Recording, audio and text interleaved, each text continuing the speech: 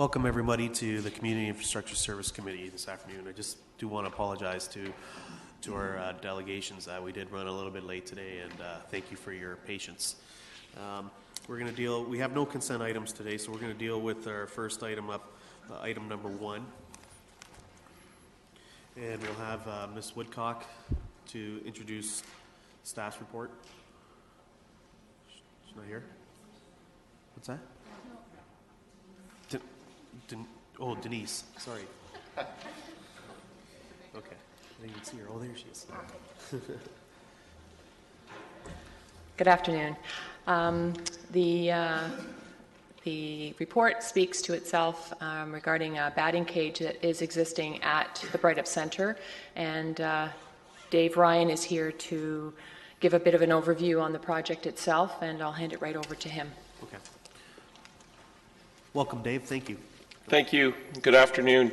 My name is Dave Ryan. I'm representing Kitchener Minor Baseball today on our proposal for the expansion of our existing outdoor batting cage at Bright Up Park. With me today as part of our executive team at Kitchener Minor Baseball, June Woolridge, our president, Jennifer Carlson, Ken Schilling, Mark Carlson, and Chris Bishop. Kitchener Minor Baseball teaches boys and girls from the age of 4 to 18 the game of baseball, while encouraging them to be busy and active.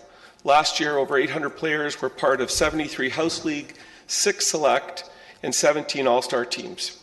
Participation in baseball has been steadily growing in Kitchener. We have experienced 10% annual growth in enrollment over the past 6 to 8 years. Not only do we teach baseball, our goal is to see youth grow to be pillars in the community.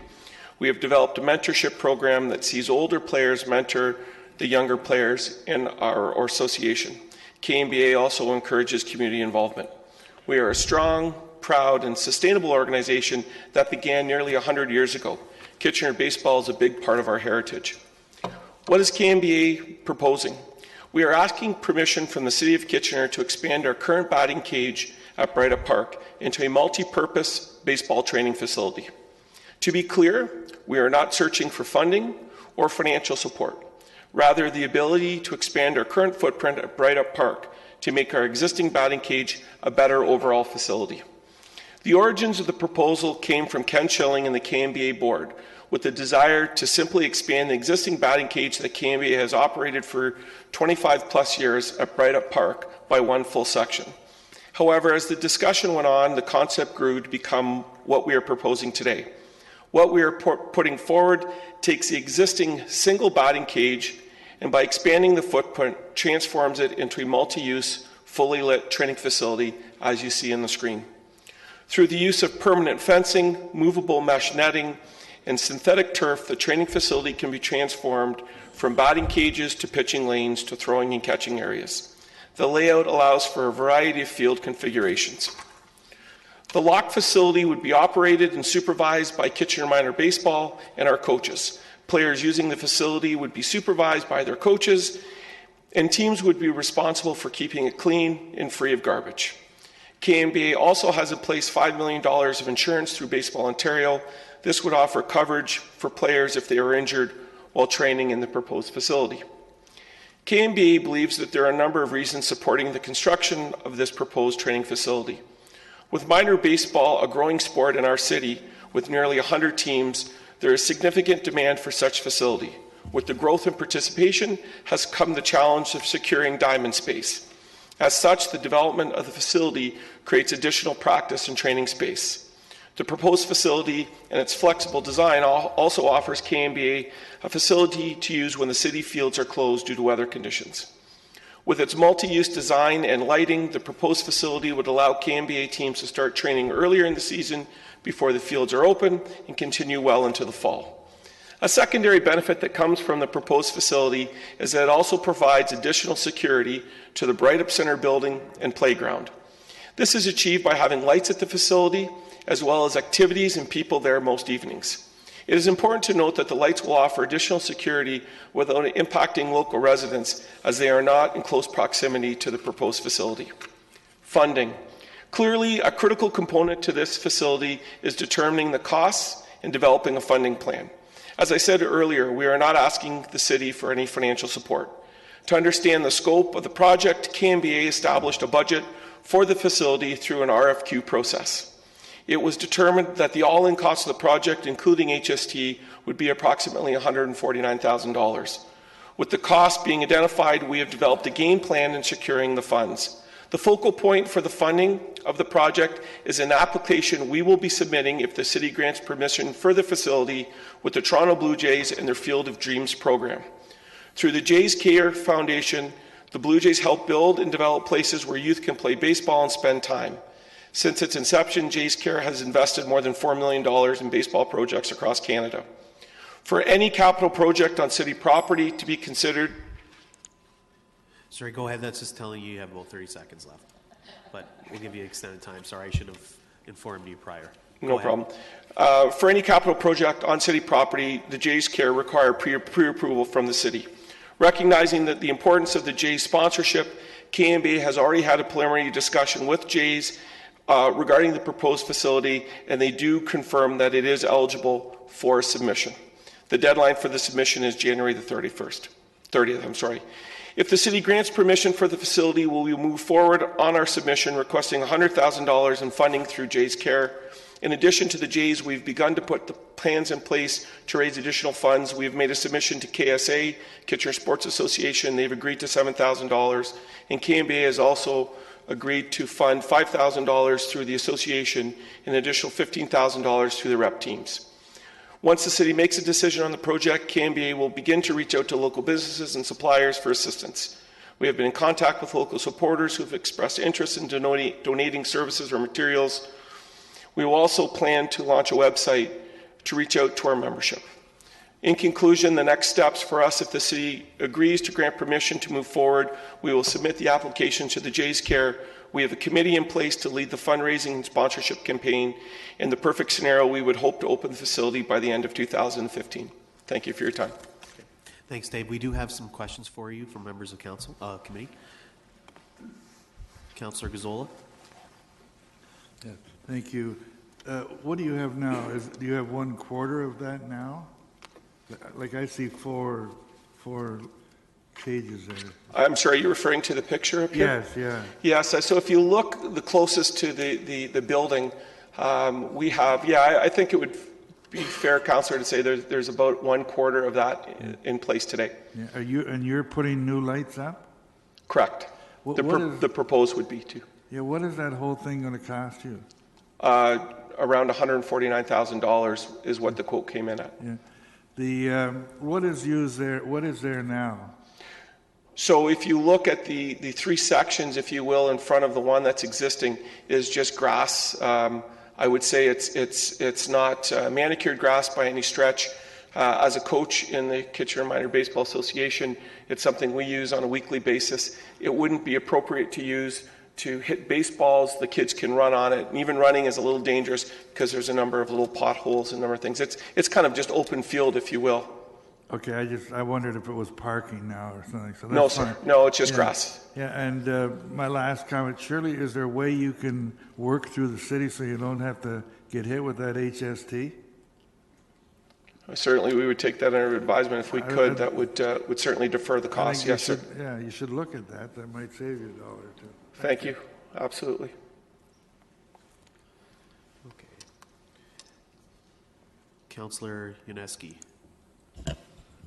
Yes, thank you. When I read the report, I got the impression it was an indoor facility, and yet when I'm looking at this drawing, it's an outdoor. Yeah, it's outdoor, sir.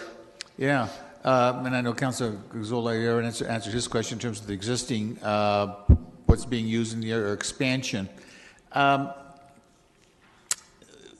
Is this going to be, you mentioned right now it's rough ground and stuff like that. What's going to be the finished ground cover in the end? Will it be like grass, like a typical baseball field? Or artificial turf, sir.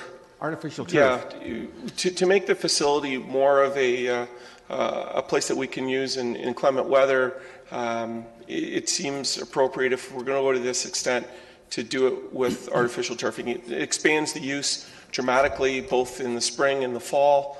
As someone that's used the facility, as soon as we get some rain, the dirt turns into muck and it becomes very, it's tough to use. So, I think this is the premier type of ground cover that you'd want to use.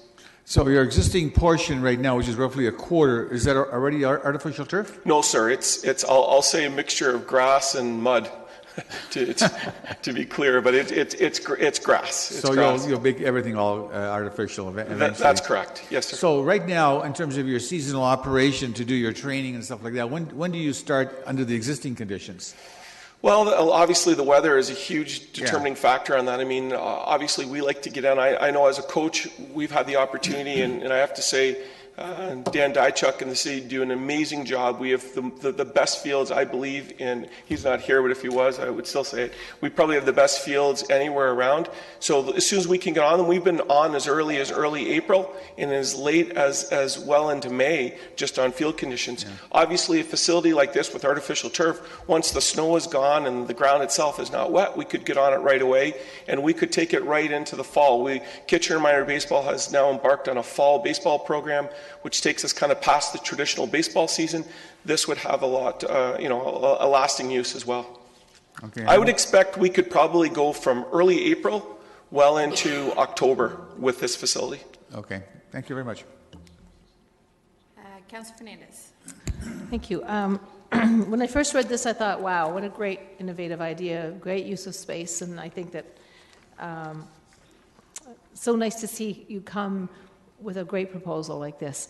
My one question essentially to you is, would you consider leasing it out to other leagues? I know that there's there's Kitchener Minor Softball, there's Tri-City League, is that right? Sure. Would you be trying to share the wealth, so to speak? Or? Yeah, I mean, I think one of the great things in Ken Schilling and his work with the enormous growth in baseball in Kitchener, and again, I can speak right ground roots. I played Kitchener Minor Baseball as a lifelong citizen of Kitchener. The challenge that we have is field space, not just for games, but to practice, especially as you get into the rep levels.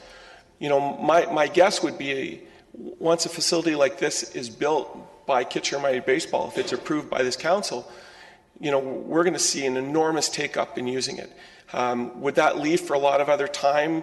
You know, could you rent it out? Could you defer some costs by generating revenue? I guess, but I would see that this facility would be in such demand through Kitchener Minor Baseball that we wouldn't see a huge opportunity for others. I wouldn't say it would be impossible.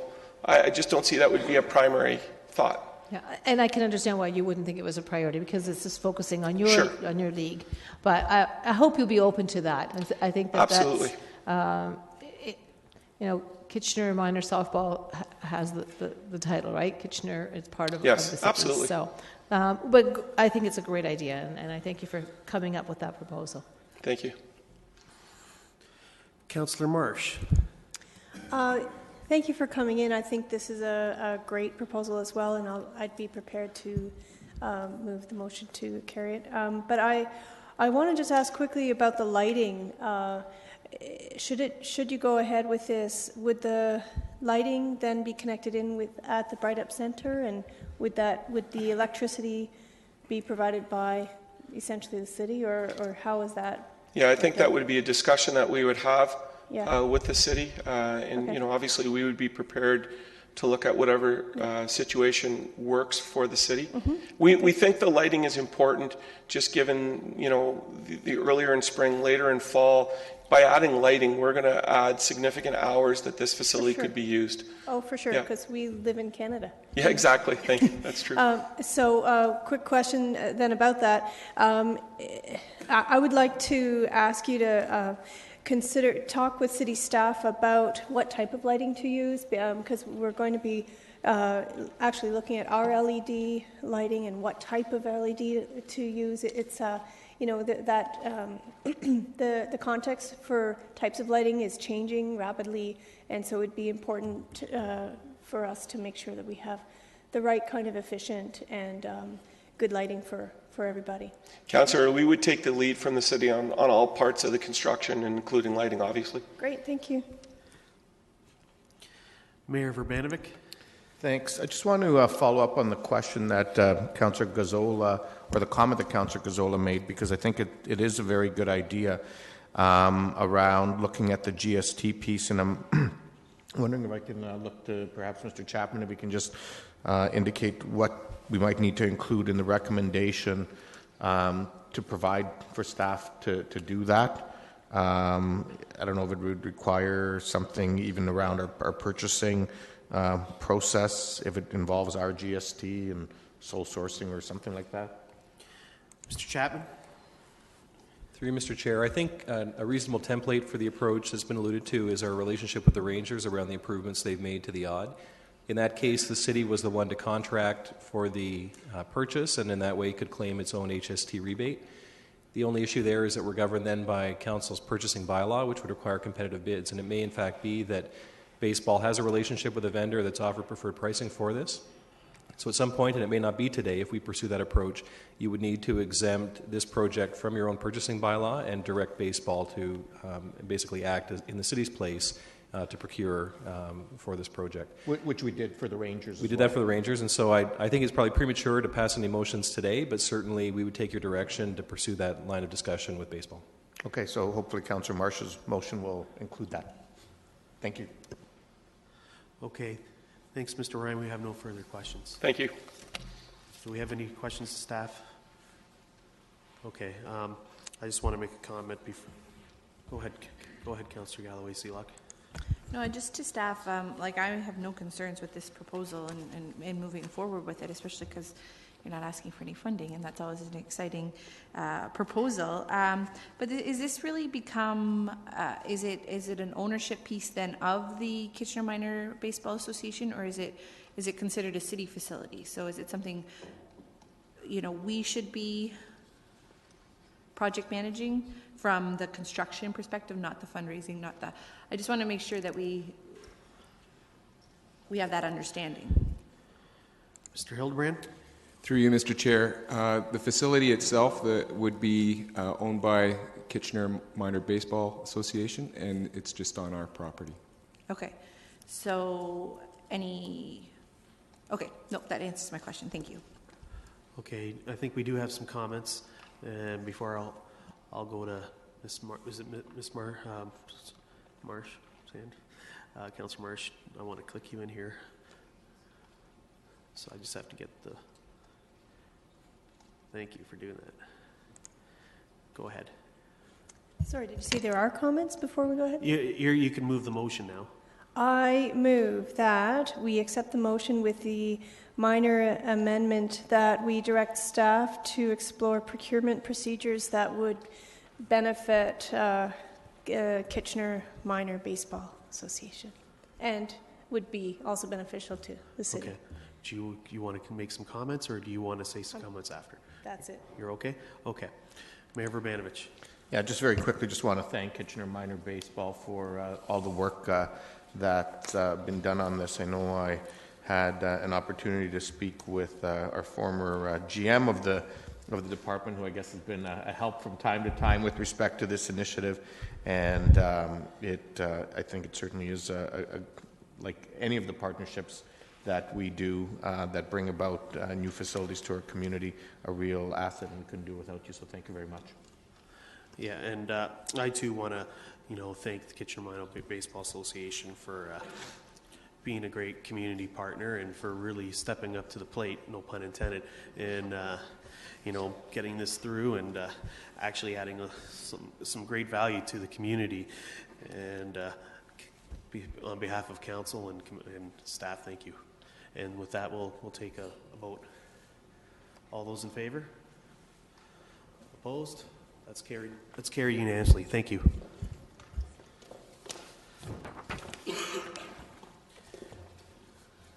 So our next item on the agenda is item number 2 concerning the 2015 community grants.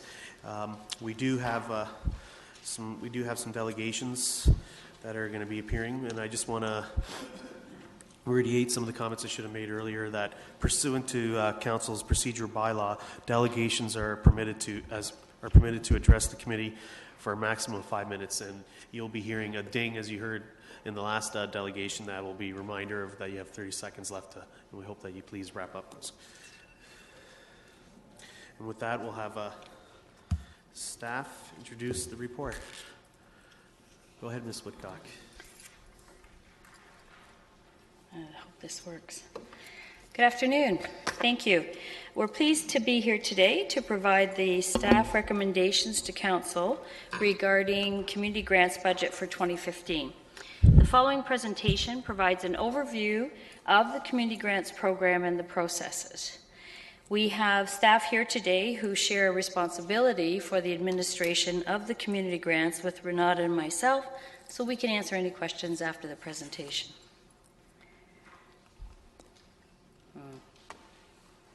Is it on? Yes. Oh, I had it. How did I have it? Oh, there we go. Sorry. The funding grants budget provides funding for community grants tiers 1 and 2, in-kind facility grants, and travel assistant grants. Tiers 1 and 2 grant recommendations are brought forward annually for Council's consideration.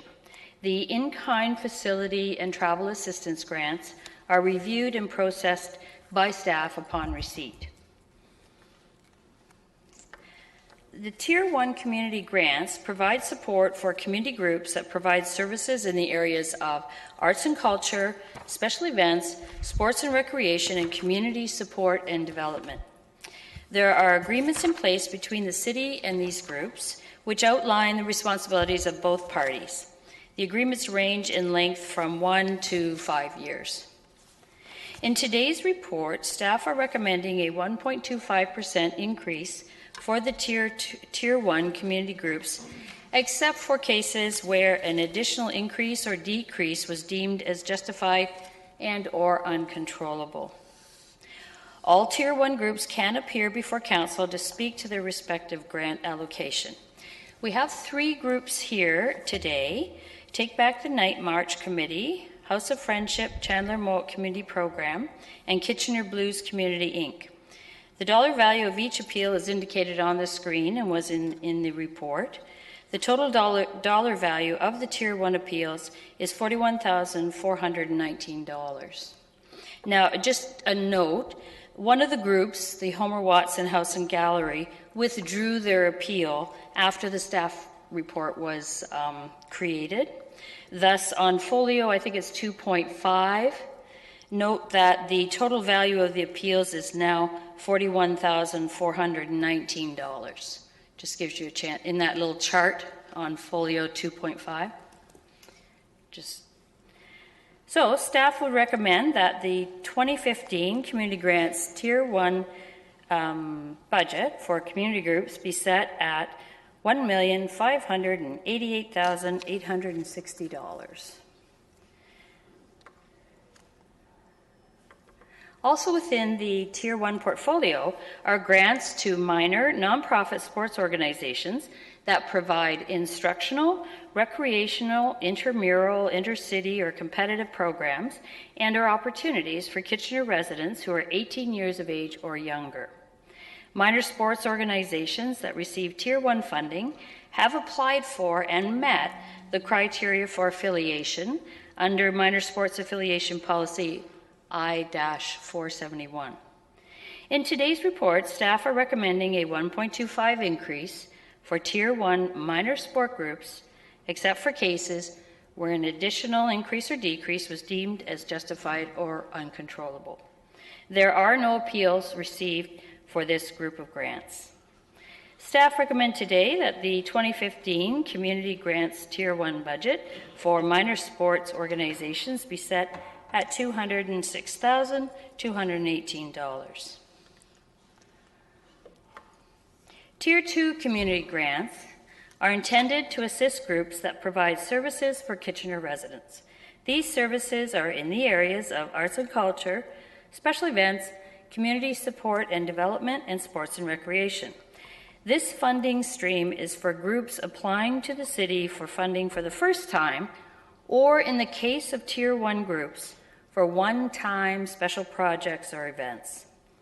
There are no specific recommendations being brought forth today for the Tier 2 grants. Those will come to committee on March 30th. These grants are administered using an annual application process that includes assessment and review for recommendation by a peer and staff review committee comprised of citizen representatives, sector staff representatives, and staff coordinators.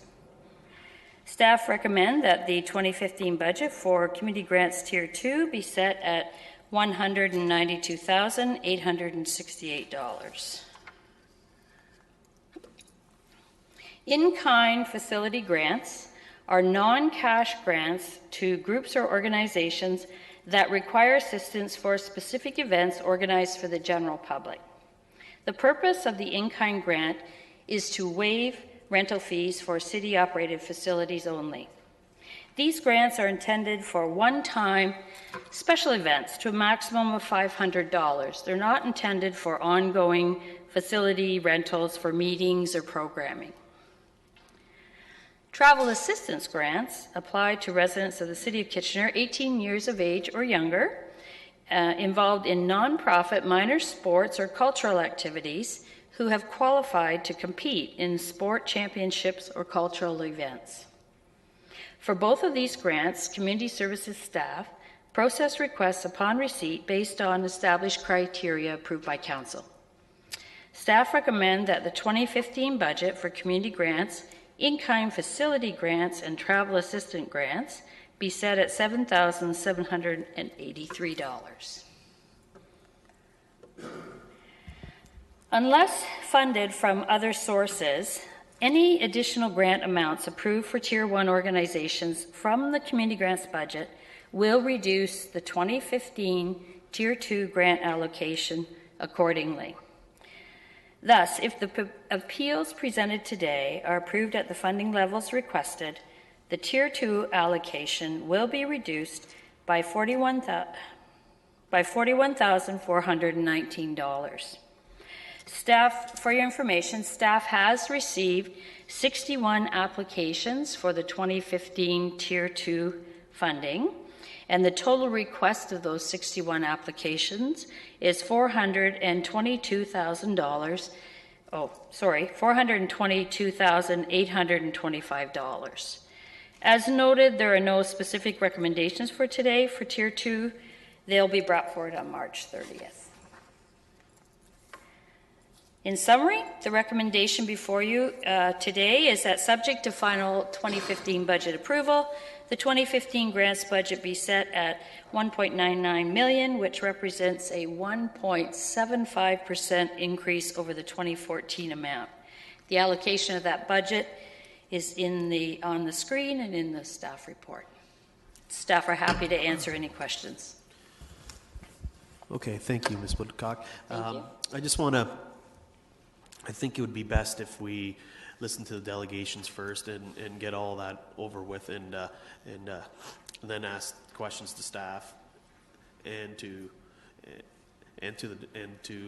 pass motions on that basis. I don't want to deal with each item individually. I want to deal as they are now. I want to deal as a whole. So is that okay with everyone? Okay. So I will keep the order as what it's buzzed in right there. So our first delegation up is Joan Chiltinsky, Public Education Manager of Take Back the Night. I'm sorry about That's okay. not pronouncing your last name correct. Good afternoon. I'm Joan Tuklimsky, Public Education Manager at the Sexual Assault Support Center of Waterloo Region. And I'm here today. We're requesting an additional $217 in kind to support costs of parking expenses for those with mobility challenges. Until the end of 2013, the Take Back the Night rally and march was an event that was planned and facilitated by community members and organizations. The purpose was and remains to raise awareness of the prevalence of violence against women and trans people and ways to prevent it in the future. For at least a decade, the Sexual Assault Support Center of Waterloo Region has provided staff to coordinate and plan this event. In 2014, SASC, which is the short form, took sole responsibility for this event, and this event is now part of our public education program and budget. The Ministry of the Attorney General is the main funder of SASC. As you are aware, the region has grown significantly in recent years. Given this growth, the demand for our services has grown as well. Unfortunately, funding from the government has not grown. At times, survivors of sexual violence have had to wait up to 6 months to access our services for individual counseling. With increased understanding that preventative work is needed as well, demand for our public education has also grown. However, there is less money available for this preventative work as we struggle to provide services such as counseling for survivors. The need for public education and opportunities for community to gather around this prevalent issue at events like Take Back the Night are demonstrated by the many recent news stories such as Jian Ghomeshi, Bill Cosby, the Dalhousie dental students, and many more. SASC is seeking to make the Take Back the Night event more accessible. In 2014, Take Back the Night provided interpreter services for those with hearing challenges. This was funded through a program of the KW Multicultural Center. We also responded to those with mobility issues who wanted to still take part in the march by having a mobility van. Clare Hills Retirement Community donated the van and the staffing. Most of the attendees at Take Back the Night take public transportation. The Kitchener City Hall is an ideal location for this. Students at U of W and WLU have bus passes. A student life programmer at Conestoga College arranged for a bus so students from that post-secondary school could attend Take Back the Night in 2014. We will also advertise parking at a nearby lot that is free after 6. We're very thankful for the provision of in-kind funding to cover the cost of the Kitchener City Hall venue. This is critical to us being able to put on this event. Today we seek the additional in-kind grant of $217 to assist with parking expenses for those with children or mobility challenges. This cost estimate was provided by Parking Services staff and includes 20 parking passes at stays of 4 hours or less. This would contribute to our goal of providing an accessible event to members of the community. Thank you for your continued support and consideration of this request to make our event more accessible. Okay, thank you. We do have some questions for you. Councillor Gazzola. Yeah, I don't have any problems. I just basically what you're asking for is for us to pay for your parking that night. For those with mobility challenges or children, for a small segment of the attendees. Yeah, I wanted to ask staff why that isn't the case. Why they don't get that free parking that night. Like I know when we have council meetings, the gates are up. Do we charge council for the parking for that night? Or when there's the Oktoberfest parade, the gates are up. Do we charge Oktoberfest for that parking? Or go ahead, Mr. Chapman. Through you, Mr. Chair, yes, all subsidies are fully accounted for, including the ones you've referenced. There is a specific line item for council meetings and a charge back for the gates to be lifted. That seems somewhat ridiculous to me, but so I don't know. Later on, I would move that we pay for the parking. We give free parking in addition to the use of our rotunda. To me, the two really go hand in hand. Okay. I do have a question of your organization, and it's because you give us such good information. we give. I'm just curious. You have $250,000 sitting in the bank. Is that? Well, the money that we would have sitting in the bank, some would be reserves because we have to have enough money. If our funding was pulled, we'd have to have enough funding to get through the next few months to provide services. And then there would also be funding that is provided for, we don't have money sitting around to use. Any funding that is there is reserves for something, or it's coming in and it's going out. Okay, that's fine. I didn't want any of it, but I would move that we pay for the parking. Okay. We'll deal with that at the end of everything. Mayor Urbanovic. Thank you very much. I guess, well, first of all, thank you for coming in and for doing this event.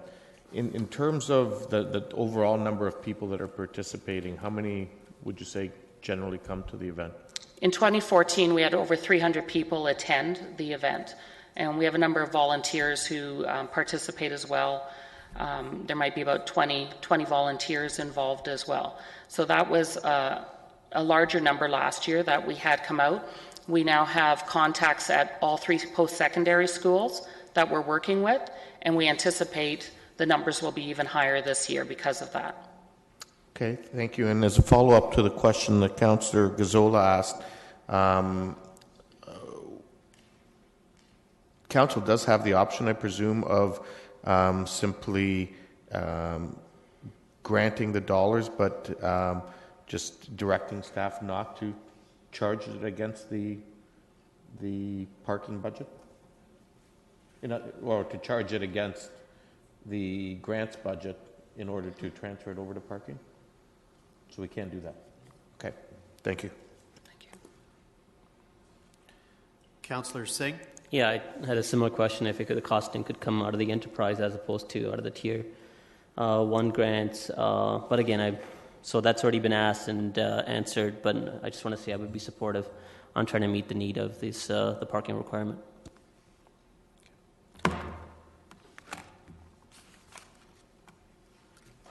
Councillor Galloway-Seelock? Yeah, just quickly, that's exactly where I was going. I think that for something like this in kind, the 217 is easily enough coming out of the parking enterprise instead of the grants budget, and I think that that's something that we should do, and I'm very supportive of the event, and thanks for coming. Thank you. Councillor Etherton? Through you, Mr. Chair, I'm fully in support of Councillor Gazzola's move to pay this amount. It's a really good cause. Violence against women. Excuse me. It's just a couple of $100. Council could cover this by donating $20 each. It's just absurd to deny a couple of $100. The amount of money that Centre in the Square is refunding on tickets would help with this kind of cost as well. But that's off the topic a little. No comment. Okay. Thank you. Thank you. We don't have any more further questions. Considering that it seems very favorable, I think we'll allow Councillor Gazzola to move his motion and finish this business and allow the delegation to go home.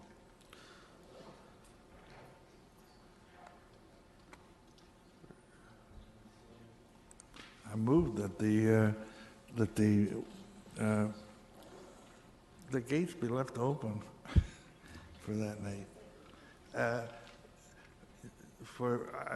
To me, that should be not just for this organization, but for other similar type functions that they should be able to have parking. Okay. Councillor Singh?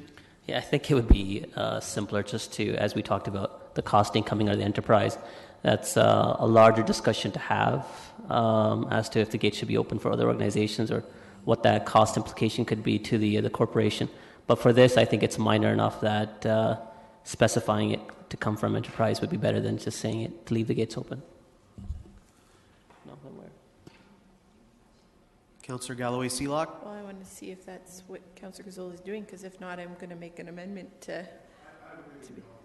There is no cost here. There's nobody's down there working. People come in and go out. I just want to see that this group gets to use the rotunda and gets to use our parking garage too. That's all. So the motion, whatever.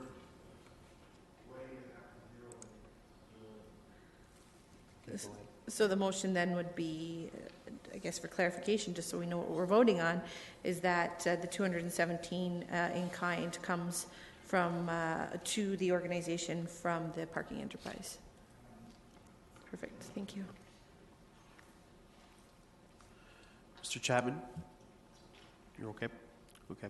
Mayor Verbanovic? Well, just to be clear, I don't think that's what the intent is. The intent, I think, is that there is no expense against the grant account, but there's also no revenue going into the parking enterprise is what's being talked about. So simply they would be given stubs and there wouldn't be any accounting, financial accounting for it. Mr. Chapman? Through you, Mr. Chair, at the risk of belaboring a $200 discussion, I think the principle here that Council's accepted many times over is that subsidies, that first of all, you're running a parking enterprise that's intended to make money. And if you exempt parking increasingly across the board, there'll be no revenue. And so we've always accounted for the subsidies. I think the best course of action is, as was suggested, provide the OTR tickets to the event organizers so that they can provide free parking for this intended target audience. We still should be accounting for the subsidy because there is a lost revenue here, and for $200 we would simply amend the grants budget to pick up that cost. But at the end of the day, you can target your exemption to the people that have been requested, and we can account for the cost appropriately. Thank you. Mayor Well, just as a follow-up, and I think I understand where you're going from, and it's getting to the broader issue around how we account for special events and parking, and it is a conversation that, quite frankly, I'm amenable to have as well. But the point of it being that if we go in, even though it's a small amount, if we go and charge it against, or we add the money to the grants budget, which we may need to do with the other things as well, if people are so inclined, it then impacts the tax levy. Whereas if we simply don't account anything for it, it doesn't impact anything other than the parking enterprise revenues, which doesn't impact the tax levy. Well, I would say, first of all, it would impact the Tier 2 allocation. That would be the immediate impact of making an adjustment here. I would just remind Council that there is a resolution of Council on file that says that subsidies are an economic development tool and are to be accounted for as such. So this would be out of step with your historic practice of fully accounting for these subsidies.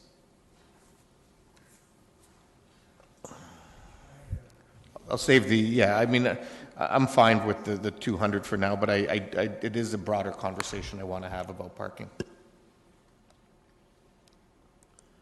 Councillor Marsh? So I'm understanding two different things going on here. So the motion on the table is about lifting the gates, and that would be an even more lost at revenue, right? Rather than 20 tickets. So I just want to clarify with Councillor Gazzola whether he's wanting to... Very quickly, I'm saying that we give a grant equal to the amount that they need for the parking, that be charged against the parking budget as it would normally have been done, and that in the future we look at the whole subsidization to parking. Yeah? Clear? Councillor Etherington? Through you, Mr. Chair, we've already spent more than $200 to debate this. Let's get on with it, please. I agree. Okay. All right, we're going to go with Councillor Gazzola's motion. And all those in favor? Opposed? That's carried unanimously. Thank you. Next delegation, we have John Neufeld from House of Friendship. Welcome, John. Good afternoon. I'm glad I'm asking for more than $200. Good afternoon, Chair Ananias, Vice Chair Etherington, Mayor Urbanovic, and City Councillors. I have the privilege of serving at House of Friendship, which was founded in Kitchener 76 years ago. Today, House of Friendship serves 42,000 people annually in our community through 18 different programs focused on four main areas: housing, both shelter and supportive housing, food security, addictions treatment, and community development. We have 150 staff and over 1,000 annual volunteers to carry out our vision of a healthy community where all can belong and thrive. One of the direct ways we connect with the City of Kitchener is through our involvement in 3 community centres: Kingsdale, Cortland Shelley, and Chandler Mowat. Today, our focus is on Chandler Mowat community, where House of Friendship has been actively involved for 30 years. I want to extend a warm welcome to residents of Chandler Mowat neighbourhood who have joined us here at Council today. We're also joined by House of Friendship board members, staff from House of Friendship, and staff from City of Kitchener who we partner with in the community centres. A community centre can deliver services to help a community grow and develop, but it must also be a place where residents can contribute their skills and creativity and energy, without which services from the outside would accomplish very little. House of Friendship, in partnership with the city, has focused on 3 key elements in partnering with the Chandler Mowat community: engage, empower, and equip. We engage this very diverse community, which is like the United Nations of our broader community, by assisting with basic needs. 150 households per year, consisting of over 700 adults and 900 children, are supported with basic needs. Every week, 90 households experience food security through our food distribution program. 100 children are fed per week. 300 children annually receive a backpack and school supplies. 100 single adults receive turkeys during these holidays. 60 adults receive confidential listening and support. And 20 parents and children per week learn how to cook on a limited income. We had over 200 conversations with community members in 2014 on how to best meet their needs. Based on this, we created a nutritional lunch program, a group of women who meet for tea and listening support, and a parent-child cooking group that teaches cooking on an affordable income, and are working on further partnerships to increase services and resources. We empower by offering opportunities to neighborhood leaders to give back to their community and help inspire change in the neighborhood. 75% of House of Friendship Chandler Mowat staff team currently or at one time have lived in the neighborhood. Our community health worker, nutrition worker, childcare provider, and parent group facilitators all live in the neighborhood. We have also supervised a number of placement students from Chandler Mowat who have gone on to reliable employment in the sector. Lastly, we equip by creating important partnerships. This past year, we created a new partnership with 2 Kitchener churches that now supply the centre with a weekly donation of fruit for children, a monthly donation of fresh produce for adults, a yearly donation of funds for halal meat, hats, mitts, and gloves for everyone in the community. And these churches provide volunteers for a weekly breakfast program and bi-monthly festivals and events, including neighborhood Christmas party, summer barbecue, and backpack giveaway, and also funds for snacks and programs as needed. We've also created a new partnership with Muslim Social Services, but we need to do more. The goals of this new city council include stronger neighborhoods by creating better opportunities for interaction and building relationships to enhance the sense of community and belonging. House of Friendship has always leveraged the city's investment in community centres. For example, in the past year, we invested $340,000 in the 3 City of Kitchener-based community centres. Your investment of $80,000 between community centres was more than quadrupled by House of Friendship's ability to leverage donations, volunteers, and other funding. On top of that, we have secured $100,000 in funding from a number of family foundations to provide secure and ongoing after-school programming in the community centres for the next 2 years because of its importance to families and young children. Your additional investment will be leveraged by House of Friendship in keeping with our commitment to prevention work. By leveraging this funding, we can create a consistent and comprehensive strategy to address challenges in the Chandler Mowat neighborhood. The city's additional investment will allow us to increase our capacity, including full-time staff presence, which will help us increase partnerships with different service providers to meet the essential needs of residents, improve food security, increase our ability to address basic needs in the community, and provide more success through skill-building programs and neighborhood leadership development. This is a plan that we have worked closely with city staff and have their support. Today is Martin Luther King Jr. Day, and so in closing, I want to paraphrase a quote of his. We have the audacity to believe that people in Chandler Mowat can have 3 meals a day for their bodies, education and culture for their minds and dignity, equality and freedom for their spirits. Thank you for your consideration. Thanks, John. We do have some questions for you. Councillor Singh. John, thank you for closing off your comments with that last statement, because I think that summarized pretty much what you're asking with this increase in funding. And I'm so glad that you're asking more than a couple $100, because if there ever is a need to invest in a neighborhood, Chandler Mowat would meet every metric of how much need that exists in that community. With additional funding, you've outlined significant works that the House of Friendship does in that neighborhood and the amounts of money that it's able to leverage based on that. With this increased funding, would you like an opportunity just to kind of highlight what additional service increase could be to that neighborhood of, is it pretty much of whatever it's currently doing, it would broaden that programming, or would there be some additional programs that could be facilitated with additional funding? No, it would definitely be to grow it. it would allow us to increase capacity. It would allow us to have full-time staff, as I mentioned.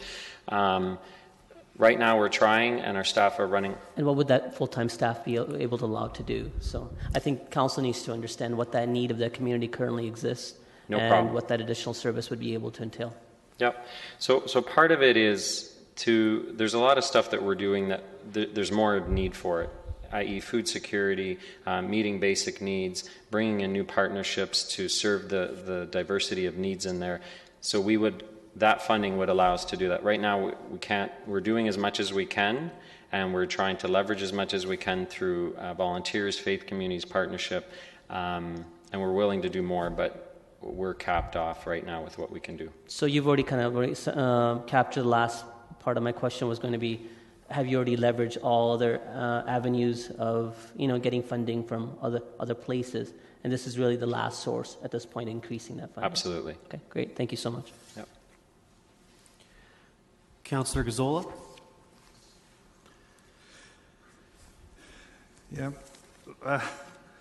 Last night when I was reviewing this, and I've lost it, I lost it in the football game, but somewhere... So did the Green Bay Packers, but that's... Yes, that wasn't fair. Somewhere I saw where you listed the grants. Oh, actually, it's on page 236. Okay, that's it's our page 236. It's your page that shows your budget for revenue and expenditures. It's not numbered, okay? But on that sheet, I'm trying to compare last year to this year, and I see the region last year was 44,000, and it's the same amount coming up. And I'm just curious as to why. I mean, this is a social service and primarily the responsibility of the region. So why isn't that figure changing? Yeah, I'd be happy to answer that. That specifically is the community outreach program that the region funds, and it fully funds our community outreach program that is placed at Chandler Mowat Community Center.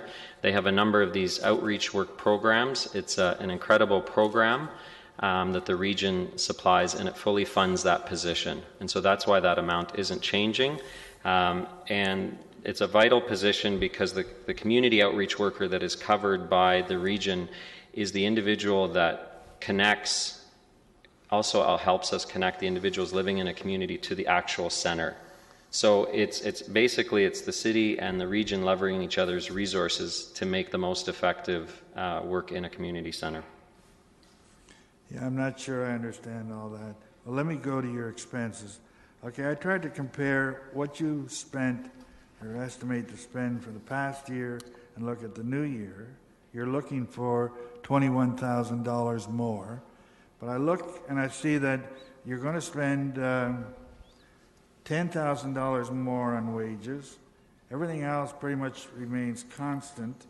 On admin expenses, you're going to spend $2,000 more. That adds up to $12,000. Why aren't you asking us for $12,000 more instead of $21,000 more? Sorry, and this is on the bottom of 236? Yeah, I'm going through your expenses for the coming year. Okay. And I see there's a change in basically in wages of $10,000, and the other major difference is a $2,000 change in admin expenses. So to me, your expenses are going up by $12,000. Why didn't you ask us for $12,000 as opposed to $21,000? Okay, so part of it is this. I don't think this includes the full expansion of the capacity. So this is based on keeping things status quo, not increasing things in the community. Well, when you say keeping things status quo, then I don't quite totally understand that. So keeping the present staffing levels that we have now. So not increasing anything in the community, not addressing the needs city staff have addressed. Well, I'm not clear on it. That's okay. Thank you. Councillor Etherington? John, one quick question. How long has the community centre been operating with House of Friendship? How many years? 30. 30 years, that's what I thought. And recently, how long have you been working with to combat kids getting into gangs and drug activity, all of those groups? How long have you been doing that? Well, I think we've all along have tried to do different things, and we were part of an InReach project for the last few years. So, I mean, it's an ongoing thing, but based on needs in the community and based on the resource we have, there's only so much we can do and tackle. So that's the reality of it. Is this one of you're involved with a number of community centres, I know. Is this one of your busiest locations? Yes. That's what I thought. Thank you.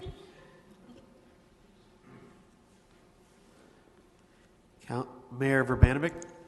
Thank you, and I guess I have a question for you and a question that might be a combination, yourself and staff. And first of all, maybe just for council's benefit, congratulations to you and House of Friendship on receiving the Barn Raiser Award last week from the Record. Thank you. In terms of, and you answered the question about this center in general, in terms of it being sort of the busiest of the facilities you've worked in.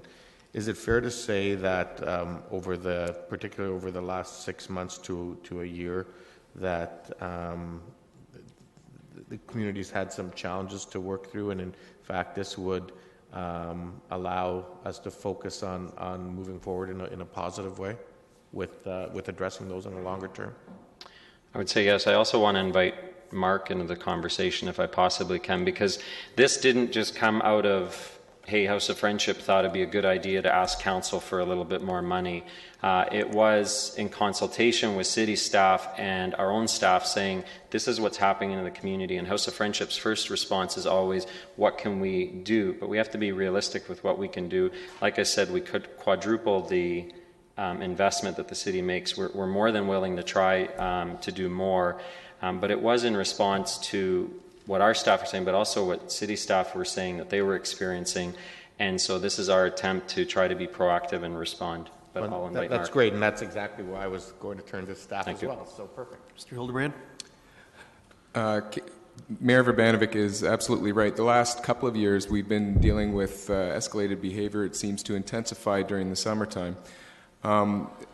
Notwithstanding the good programming that has been put in place, we are recognizing that given the resources that we have currently, that we need to take a look to not only just deal with the issues, but to try to move the community in a more positive direction, so that we're not continuously facing the same issues year after year after year. Basic needs is one of the significant pillars or foundations in that community that needs to be solidified, and we need to put some backing towards. And House of Friendship is a key partner that we have in that community that helps us out and to deal with basic needs like food security and things like that. Okay, and just from a funding point of view, Mr. Hildebrand, I remember this is going back 17, 18 years ago when we had challenges down in the Chicopee neighborhood. We started the COPS program and so on. We had a community grant program that we accessed for some of that funding. It was specifically related to community development grants. Do we still have that funding envelope, or I can't remember? Did we roll it into this when we did the Tier 1 and 2 grants? Through you, Chair Ioannidis, you're correct. That was called the Community Development Infrastructure Program, CDIP, and that was not rolled in. It still is a program that's offered out of my office. Generally speaking, it's for it's one-time funding up to $10,000 to deal with issues and bringing neighborhoods together, neighborhood cohesion, stability, things like that. So would that be a possible source for some of this funding if we wanted to pursue that? At this point in time, there is a balance in that account, and yes, we could look at that for a 1 year or one-time grant for a year. Okay. Thank you. Councillor Galloway Seelock. No, I think Mayor Verbanovich may have come up with a better solution than I was going to ask about. So I think I'll just leave it at that, and when it's appropriate, I'll comment. Okay. Councillor Fernandez. Thanks, John, for bringing this to us. Just so I understand, essentially this is to move a part-time position program coordinator from a part-time to a full-time so that you can leverage resources and you can respond to the needs of the community and maximize partnerships. That's basically what it is. Okay, all right. Are you aware of the community center audit that is happening presently, that the city is doing for all community centers? Yep. Okay, all right. Okay, that was all the questions I had. Thanks. Councillor Singh. Yeah, I actually had a similar question of staff that Mr. Hildebrand has already been able to kind of establish that there may be some support funding that could be looked at through community services, which I would, although I would like to see, it's not a question, I was initially going to ask a question about making a comment quickly. Initially I was going to ask, for this to be funded through Tier 1, because I think it has to be some level of sustainability that needs to be built in, because this need is not just one time, it's for a long time to come. But I think to move forward, to meet some other priorities, this may be one way. So I would be willing to move the recommendation when the time is right, based on that minor amendment. That's noted. Councillor Gazzola. I have a question, and while I'm at it, I will make a comment. My question is, we're making some motions today, but they will come back to council on February the 23rd to be dealt with. They will not be ratified until then? That's correct. Right? Okay. And if I could make a comment, at this point, I will not be supporting any increase in the request. That doesn't say it isn't a good, sound, legitimate request. I find it really out of step. We're right in the midst of the study of community centers. I thought that my understanding was that we would get some final reporting on that fairly shortly.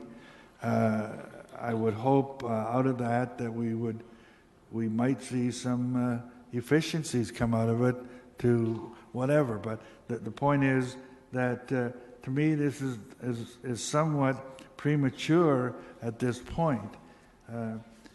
I have a number of issues that I don't quite understand, and because we have the freedom to deal with it today, but ratify it almost a month from today, I will have an opportunity in the meantime to further investigate what I don't understand. But as of today, I will not be supporting it. Okay. Mayor Verbanovich. Thanks. Just as a follow-up to the question and to my earlier question, and in light of Councillor Singh indicating he was going to be making a motion, is the entire appeal amount available out of that other grant program, and does it create any problems for other things that we know might be coming against that other grant fund that is used from time to time? Or should we be looking at some of this through Tier 1 and some through that? Mr. Hildebrand. Through you, Mr. Chair, currently there's a balance of approximately $17,000 in the Community Development Infrastructure Fund, and at this point in time there are no commitments to that funding. And there'll be additional dollars going in 2015? I'm sorry, that includes the additional dollars in 2015. So that wouldn't cover the appeal amount in the entirety, correct? That's correct. Okay, so hopefully when Councillor Singh makes the motion, we can be dealing with it in a way that does support the entire appeal amount. I'll just say that knowing the challenges that have existed in the neighborhood, and we've heard of some of them from time to time from Councillor Singh before, and I think this is a much-needed investment for the neighborhood right now, and I would certainly urge Council to support it. I think we need to make some adjustments to the overall Tier 1 funding amount so that we're not impacting Tier 2. We can speak to that at the end of this discussion or on Budget Day. Councillor Etherington. Through you, Mr. Chair. I mean, this to me seems like the old story. No matter where we get this cash, it comes down to spending maybe $21,000 or so to pay for this position. And the choice is spending hundreds of thousands on community problems, including health and safety, drug addiction, gang activity. Like it's a clear question to me. It also means clothing and food for some very marginalized families. And I've watched this community center. It makes me feel old. I've watched it for at least the past 25 years or so do some excellent work to help hundreds of low-income families, and many of them are newcomers, many are refugees, immigrants living around that area. So I support hiring this position and spending this money to respond to that growing demand and need in this area where so many marginalized people currently reside. So I'll leave it to Councillor Singh in that ward, but I will be supporting whatever he asks for. Councillor Singh? Ready to move the motion? Okay, So- well, there's a few more comments. And then go. You don't want to make your comments? Well, first, we have Councillor Fernandez. I didn't know if we had gone, I mean, John still standing there. I thought have we moved away from questions from Mr. Neufeld to questions of staff? Because he's standing there, and I'm sure he's feeling a little uncomfortable with the conversation. No, I'm having fun. Keep going. Okay. All right. As long as you're having fun. I guess my question to staff is, this funding is coming out of a grant or a community development investment fund. And if it's coming out of a Tier 1 grant, and we're talking about sustainability, but we're also doing the community centre audit, when will the community centre audit be completed? And what could the outcomes be from that in terms of staffing reallocations, changes to community centres and how they function? I think before we start moving towards accepting or adding additional funding here, we need to understand one component before we add another component to it. Through you, Mr. Chair, it's my understanding that the audit of the community resource centers is going to be a full body of work that's going to be going over 2015. There's a lot of consultation, and then we have to take that information and then understand what the themes are and how we might react and reallocate if that's indeed the recommendations coming forward. So that's a lot of work yet to be done, and one of the things that we're trying to do is prepare for this coming summer with Chandler Mowat, because summer is the most intense period of time where we're dealing with escalated behaviors on and around the site of Chandler Mowat, and as well as in the community. So we want to get our support in there as soon as possible.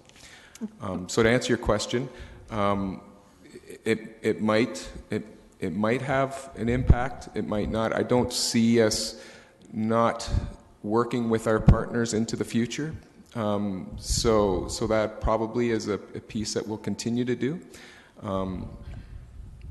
So would this person be a staff at the community center? Would they be a staff under the House of Friendship? Would they, I'm trying to understand, because the funding is coming from us, but it's all, the Community Development Investment Fund is also city funds. So, and yet the House of Friendship is the organization that's asking for the funding. So help me understand how that's going to work. So the staff person is a staff person of the House of Friendship. They apply for a grant for this staff person at Chandler Community Center. What is being proposed by Mayor Verbanovic and Councillor Singh is to increase, in order to allow the staff person to go from part-time to full-time, rather than taking all of the money from Tier 1 or Tier 2, that we consider taking money from the grant program that I have out of my office, which is the Community Development Infrastructure Program. That is a grant that's for it's a grant that is for a maximum of 1 year time. Okay. And then next year we may have Mr. Neufeld here again to carry on that program position. Okay, but that money won't be available then, the $17,000 that you have. It's a one-time grant. Right. Unless given direction by council, they would be denied that grant. Okay, and since Mr. Neufeld's still standing there, if we were to give you the $17,000, your appeal amount is $21,000, so you'd be short $4,696. My understanding is that grant has a maximum of 10,000.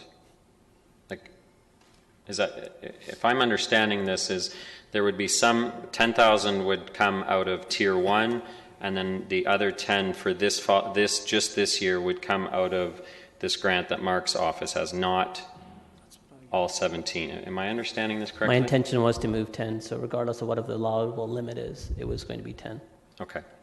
So 10 from Tier 1 and 10 from the grant, right? Well, actually, 11,696 from Tier 1, but 10 from, Okay.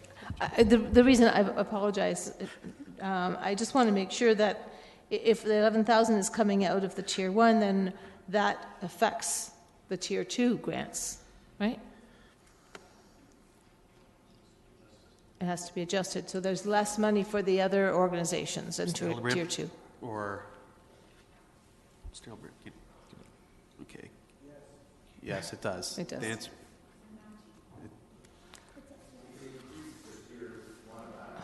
Do you want to buzz the mayor in, please?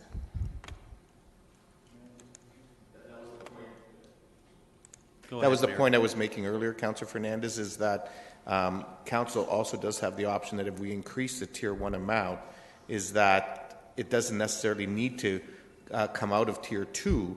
It simply means that we increase the Tier 1 amount, so it's a first hit, let's say on budget day, essentially, of 11,000 and whatever we might, if anything, do for Kitchener Blues. Right. And the $200. Well, no, actually, 200. I'm not sure what we did with the 200, but we'll let Dan figure that out. Okay, I think it's clear as mud to me right now. Thanks. Okay, Councillor Marsh. I just want to comment that I think it's a no-brainer. We need to support this position. Chandler Mowat, community members who are here today are here in support of it, and clearly because they are passionate about the need. But regardless of whether they were here or not, I think the evidence is clear that that the need is there and that we need to respond. So I'm prepared to support the motion, absolutely. Councillor Schneider. I'm in agreement with Councillor Etherington, Councillor Marsh. I mean, we can talk here about the audit, waiting the results of the audit, but the needs are immediate and they're big. And we're talking about food security, we're talking about basic needs, meeting those needs. And as Councillor Etherington said, $21,000 now is pretty inexpensive compared to the hundreds of thousands of dollars it costs later. You know, you're on the front lines of this. You know exactly the needs, and you know what these programs can do to help meet the needs of the community. And I commend you for it, and I'm in full support. Councillor Singh. Yeah, so if I can just bring the motion forward, I would, I'm putting forward that the Tier 1 grants be increased so that it's not impacted on Tier 2, increased by 11,696, and the remaining 10,000 to come from community program and services from the CDIP program to meet the total amount requested of 21,696 by the House and Friendship. And I'll make my comments quickly to help summarize a little bit. Chandler-Mowat is a first home, typically, to many new immigrants coming into the city of Kitchener or to Canada, period. There's tremendous amount of programming and resources that are put into place to help these new families come in, and it's a very transient neighborhood overall. House and Friendship is a supplementary partner in this entire mix. They assist in additional services that the City of Kitchener cannot handle on its own, which is a great leverage to what our intent and our desire is to help benefit that community. You can have all the programming in the world, you can have the greatest community center there, the best staff there, but if the people that living there that are in need of these services are hungry or are lacking the basic necessities, you're not meeting that requirement. This requirement goes towards meeting that very basic necessity to that community, and I would very much hope and plead for members of council to support this increase. Councillor Galloway-Seelock. Yes, I would second that. I know we don't need a seconder in committee, but I would second that. Having represented, it's been a little while, but having represented the area in the past, I fully understand the dynamics that go on in that neighborhood, and this is just one of those ones that we have to do. It's not a nice to have, this is a must have, this is a need to have for this community.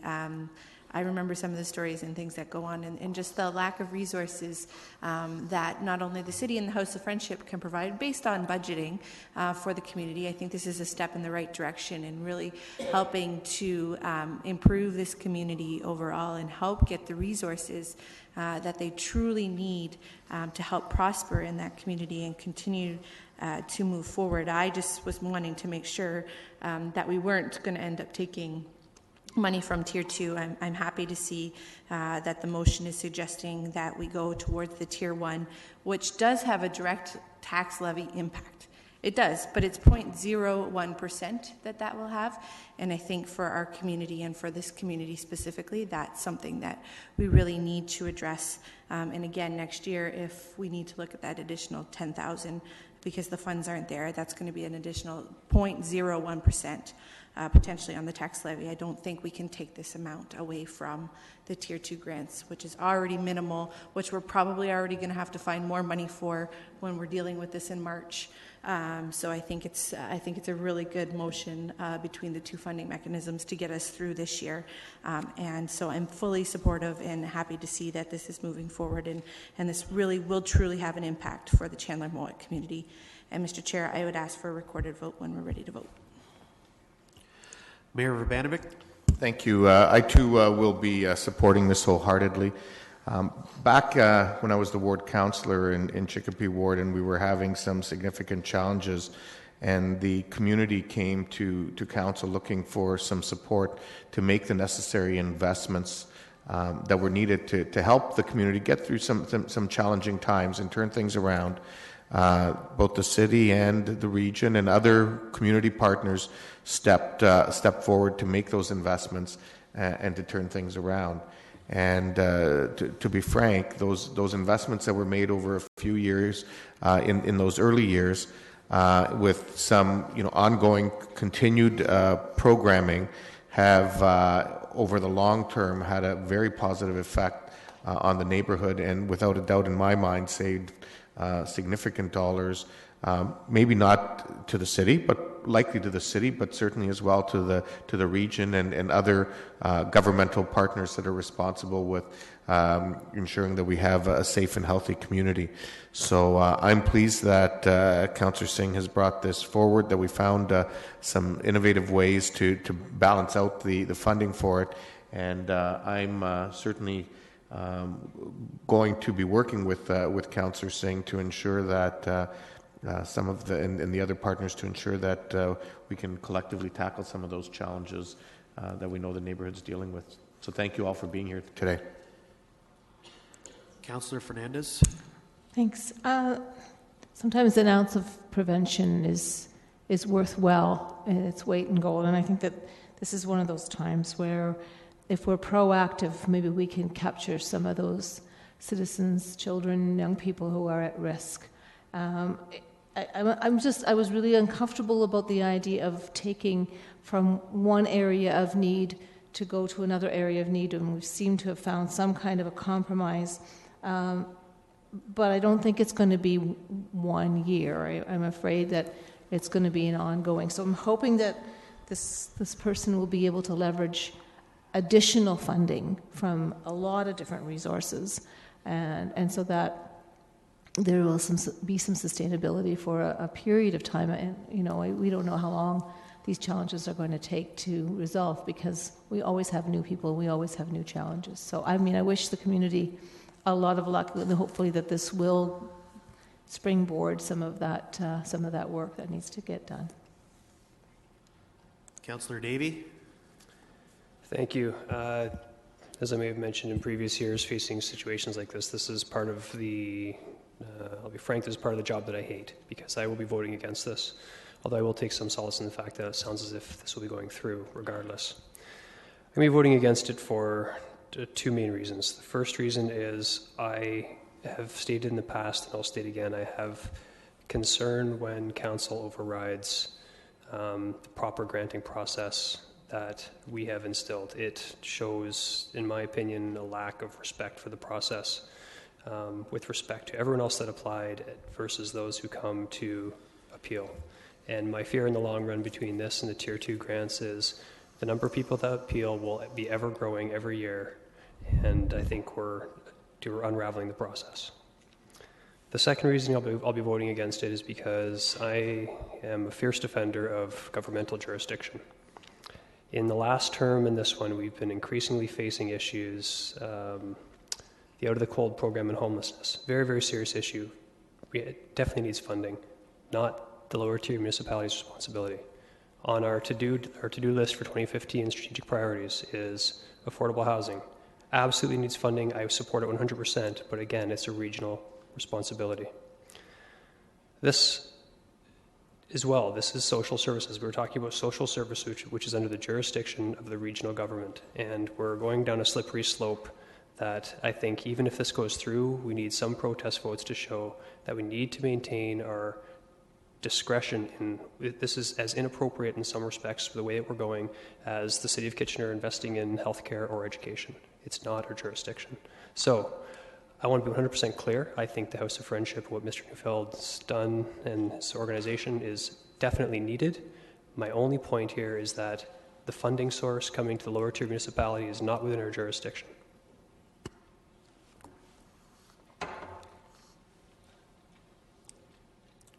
Councillor Marshall, do you want to have another comment? You're clicked in. Thank you. I just want to respond that I feel, I understand Councillor Davies' comments, but I do take issue with the idea that it's being disrespectful to the process. It sounds like there may have been, within our city staff, we have different people working on different areas, and so the Tier 1 grants recommendations are coming out of from a different source than the people working alongside House of Friendship at the community centre, who have already discussed with them at length and suggested that they ask for more funding for this position. So I don't think it's fair to say that we're being disrespectful to staff's recommendations. I think it's more to the point that we need to be better in communication about that, and we need to be responsive to the needs in the community. I do agree that we should be prompting our mayor, who is our regional council, representation to push for more funding for House of Friendship going forward. But I still think that the city has room to respond to this need this year. Thank you.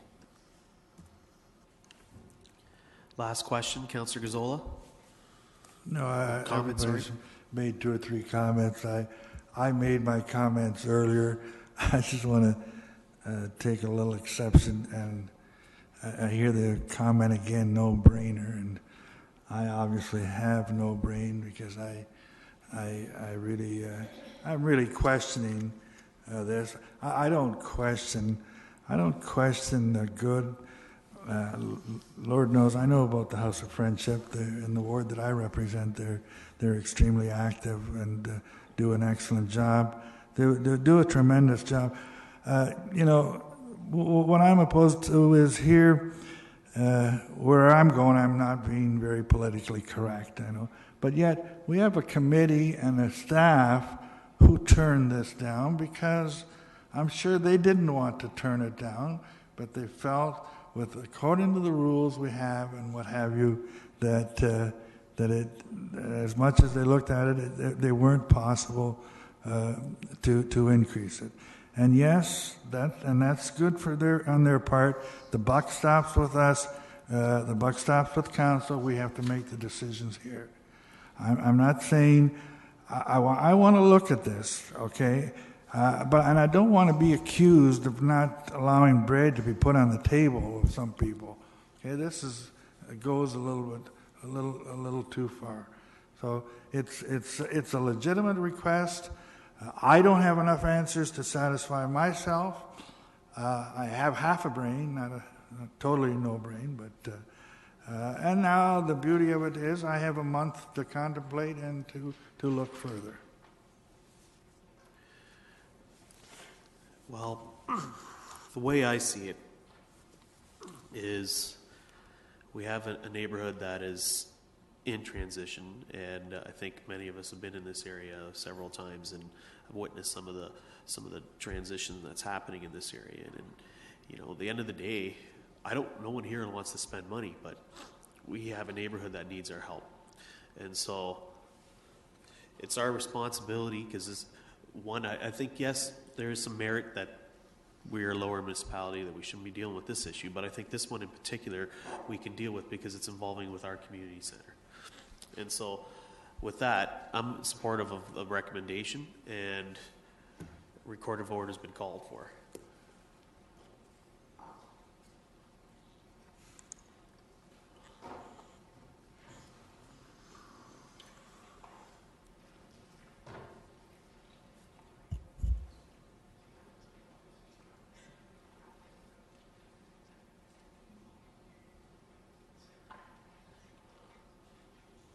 All those in favor, please stand up. Opposed? Carried. Thank you very much. Thank you very much to Council for your support. We've provided each of you, as a token of our appreciation, the actual Chandler story is quite an inspiring one, and I think for those of you who were on Council in around early 2000s and 2005, 2006 when the community center got built, we tried to capture that story for you. So I know you don't have enough to read, but we'll give you that. Councillor Gazzola, if there's anything I can do to meet with you to answer any of the questions over the next month, I'd be more than happy to. Thank you. Thanks, John. Next delegation up is we have Rob Berkshire and Bob Westhaver from the Kitchener Blues Community, please. Welcome. Thank you, Mr. Chair, committee members, and staff present. I'd like to open and apologize for the precarious nature of my voice. I've caught something recently, and it's been quite a weekend. I would like to start also by thanking all of the past councils and members of staff at the city for supporting our premier event that we're moving into our 15th year. I'm assisted by Mr. Bob Westhaver. He's our corporate treasurer, but I'm joined here by Michael Harker. He is a senior partner at Enigma Research Corporation, who will speak to some economic impact studies that we conduct. And now I need instructions. Oh, there it goes. Whoop. There it is. An overview of our 2015 festival. It will be held this year, August 6th to 9th. It's always held on the Thursday immediately following the civic holiday. This is our 15th anniversary. We are produced by a not-for-profit corporation called Kitchener Blues Community Inc. We are indeed one of Canada's largest blues festivals, and particularly one that has maintained pretty much a blues content throughout the event. We're internationally recognized. I know we attract people from all over the world. I've personally had people from Cayman Islands talk to me, from the Netherlands, all over Europe, say they came for this event. It is the largest music event in the region. This year we'll have 4 days and over 90 performances. We're supported by not just a volunteer board of directors, but over 400 highly energized volunteers who will expend over 8,000 hours this year supporting the festival. Part of our community activity that we're very proud of and that I feel particularly strongly about is our youth programs. We participate in Blues in the Schools. We've just finished a round of that. We hold a Youth Legacy Showcase, which is a form of a musical competition each year. And the person that comes out with the most judging support gets an opening spot on our stage. And we've had some really fine young musicians do that over the past few years who've gone on to quite interesting careers. We also partner with the Grand River Blues Society to hold a 1-week-long blues camp in one of the neighboring schools. And at the end of that week, all those kids get to get on our stage and perform for everybody there. And it truly is one of the most enriching things you'll see. We do a couple of other things throughout the year. We're primarily focused on the actual event, but we also have a spring launch where we like to talk about who's coming up. And we do get involved in a couple of other special shows that we like to produce through the year. We enjoy good community collaboration with Waterloo Region Tourism, Downtown BIA, Communitech, Koi Fest, Coltroon. The museum is one of our presenting locations. The Waterloo Region Museum and Center in the Square, we do some cross-marketing and promotion with all of these organizations. History of our festival in 2000, our first festival, we had 1 day, 1 stage, 3,000 people. It was a fun time, and it was a harbinger of things to come, I think. It grew in 2003 to 2 days. We instituted a volunteer board at that time. 2004, we grew to 3 days, 3 stages. We had 40,000 visits, and we moved into our 12-bar blues presentations, which take the festival inside in the evening after the outdoor events have closed down. 2007, 4 days, 3 stages, over 65,000 visits to the festival. 2010, going beyond 100,000 visits. 2014, we had 4 days with 6 stages, 140,000 visits, and this year we expect over 170,000. I will move quickly. This is Matt Weindiger playing on our main stage, one of our Youth Legacy winners. International artists who we've been able to attract. I should point out that these people otherwise would probably not perform in this community, and there's a name of some great local talent that have benefited from our organization. We're mostly free admission, over 90 performances. We spend over $500,000 on local suppliers.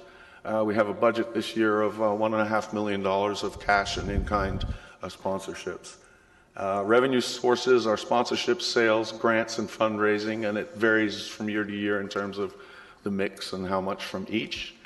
And I want to pass it to Michael to talk about the 2014 economic benefits. Thank you very much. As mentioned, I'm an event researcher with Enigma Research Corporation, and our company specializes in measuring the economic impact of events of all types. I've personally worked on hundreds of economic impact studies, including this festival many times, and also your own Kitchener-Waterloo Oktoberfest, which I love. And internationally acclaimed events like the Calgary Stampede and Pasadena Tournament of Roses. The big figure that we've come up with this year is $8.2 million, and that's accomplished by us doing large-scale on-site surveys of hundreds of attendees, asking them where they're from and what they spend their money on. And the totals that you see here, we've estimated through that $4.3 million of new spending comes into the region due to the festival, most of it through spending by non-local tourists who come to your region, but also the event operations itself. There's an additional 3.9 spent by local residents that is not new spending in your community. It's still here, but the festival has a great deal of control over the time and location of that spending.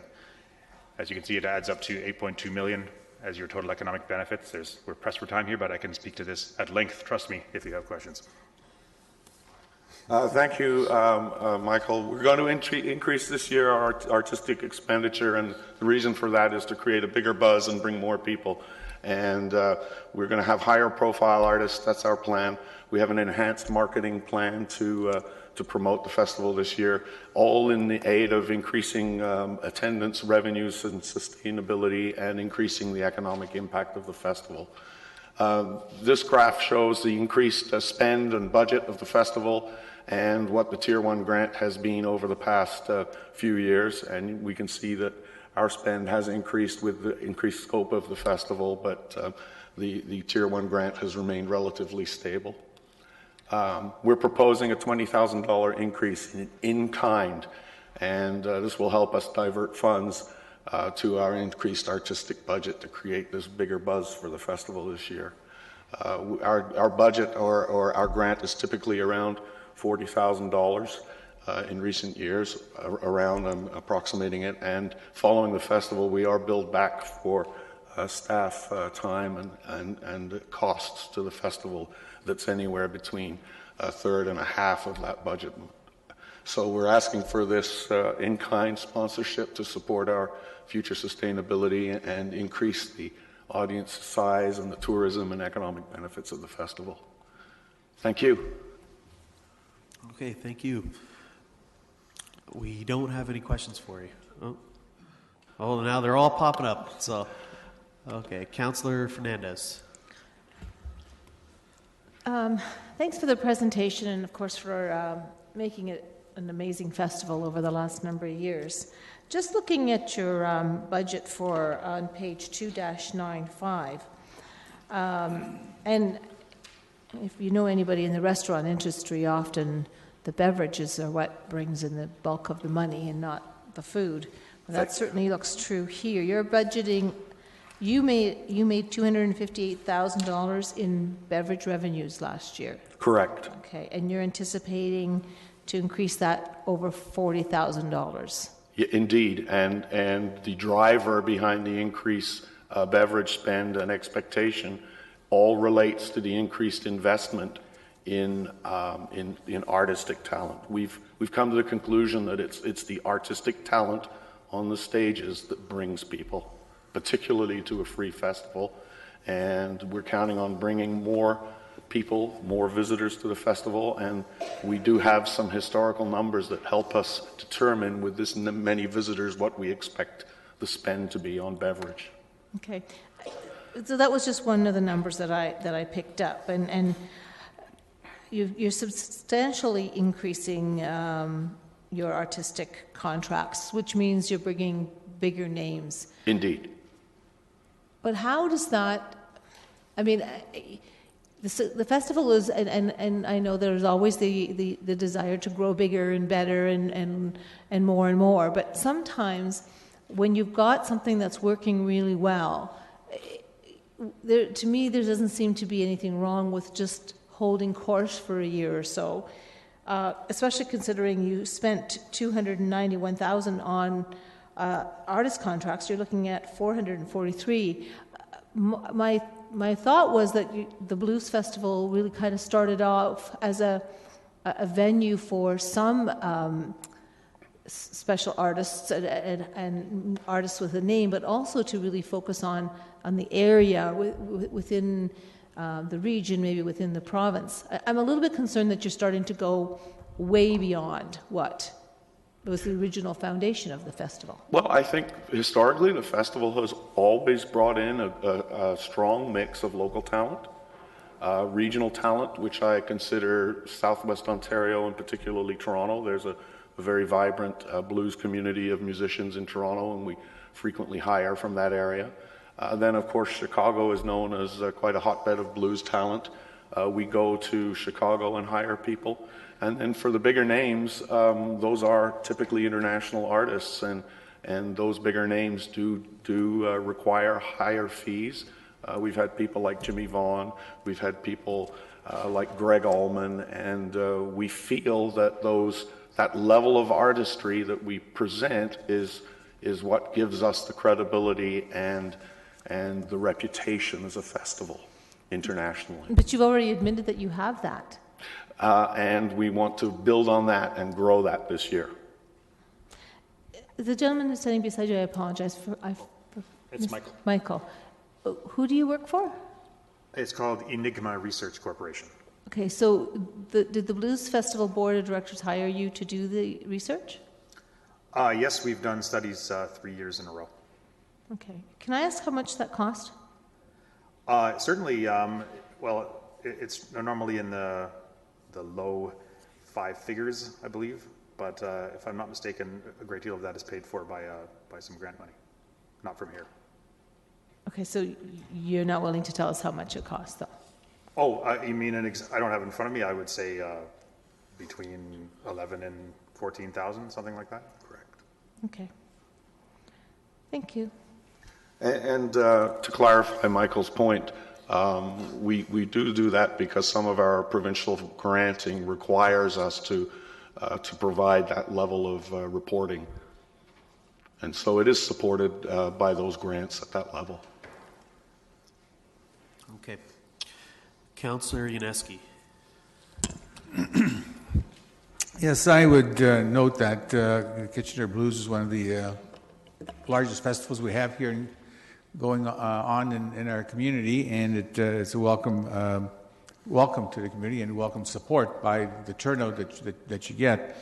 I also know as going through the budget, as Councillor Fernandez did, the amount of money you bring in through beverage sales, which is always good.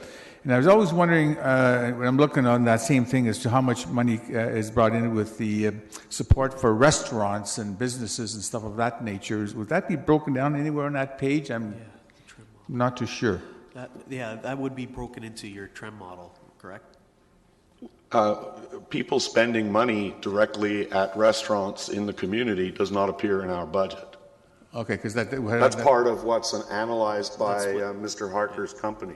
Yes, we only had the one slide in the short amount of time, but the process is when we survey attendees on site, we ask them 12 different spending categories of are you spending on taxis and restaurants and retail, and so there is a breakdown of how much is spent in all of those categories in a larger report, just not up on the screen here. Okay, I did notice the attachment of your survey breaking down people out of town, how much money is spent, where it comes from, and sponsorship, et cetera, and I think that's a well-done survey. It's very appreciative to have here. I noticed in your presentation on the screen that you work with the downtown BIA, businesses, museum, a variety of other organizations to work with the community.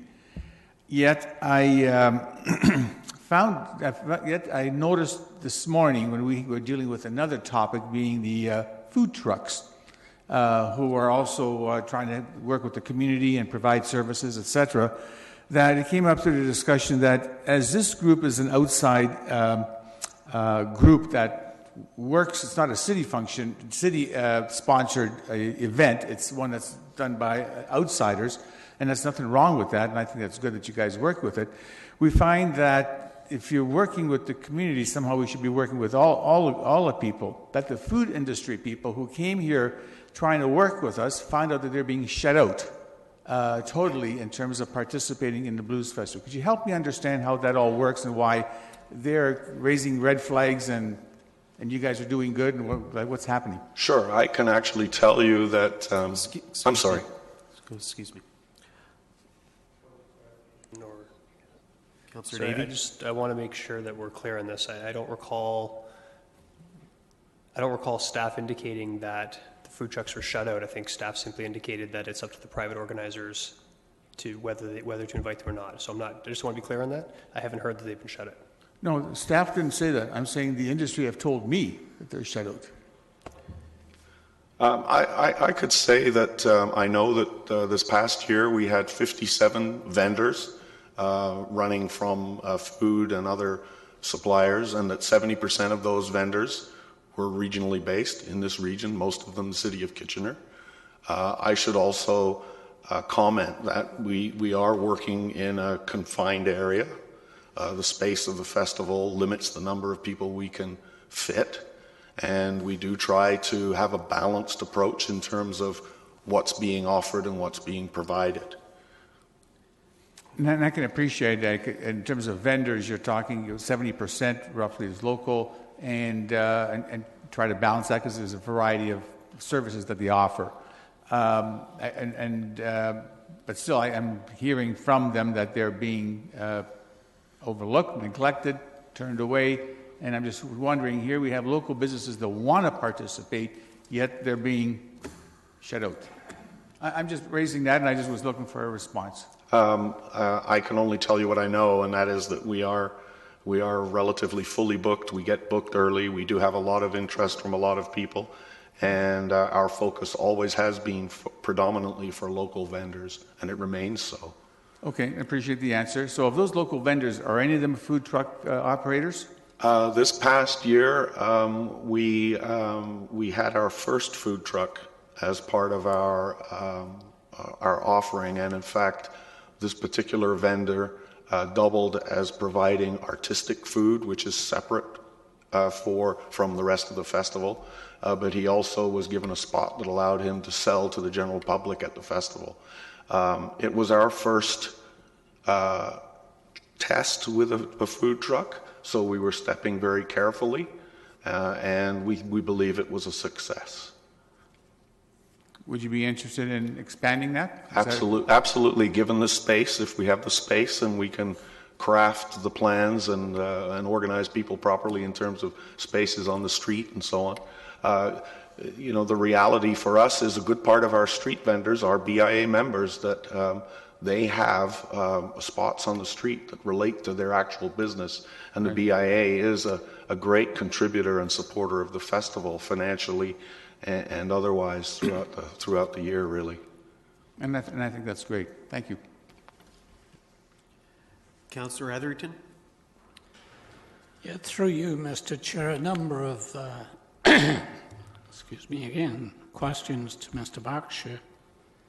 I noticed in your submission to us that included in the grants from government, there is an amount in 2012 from Creative Enterprise Initiative for $5,000.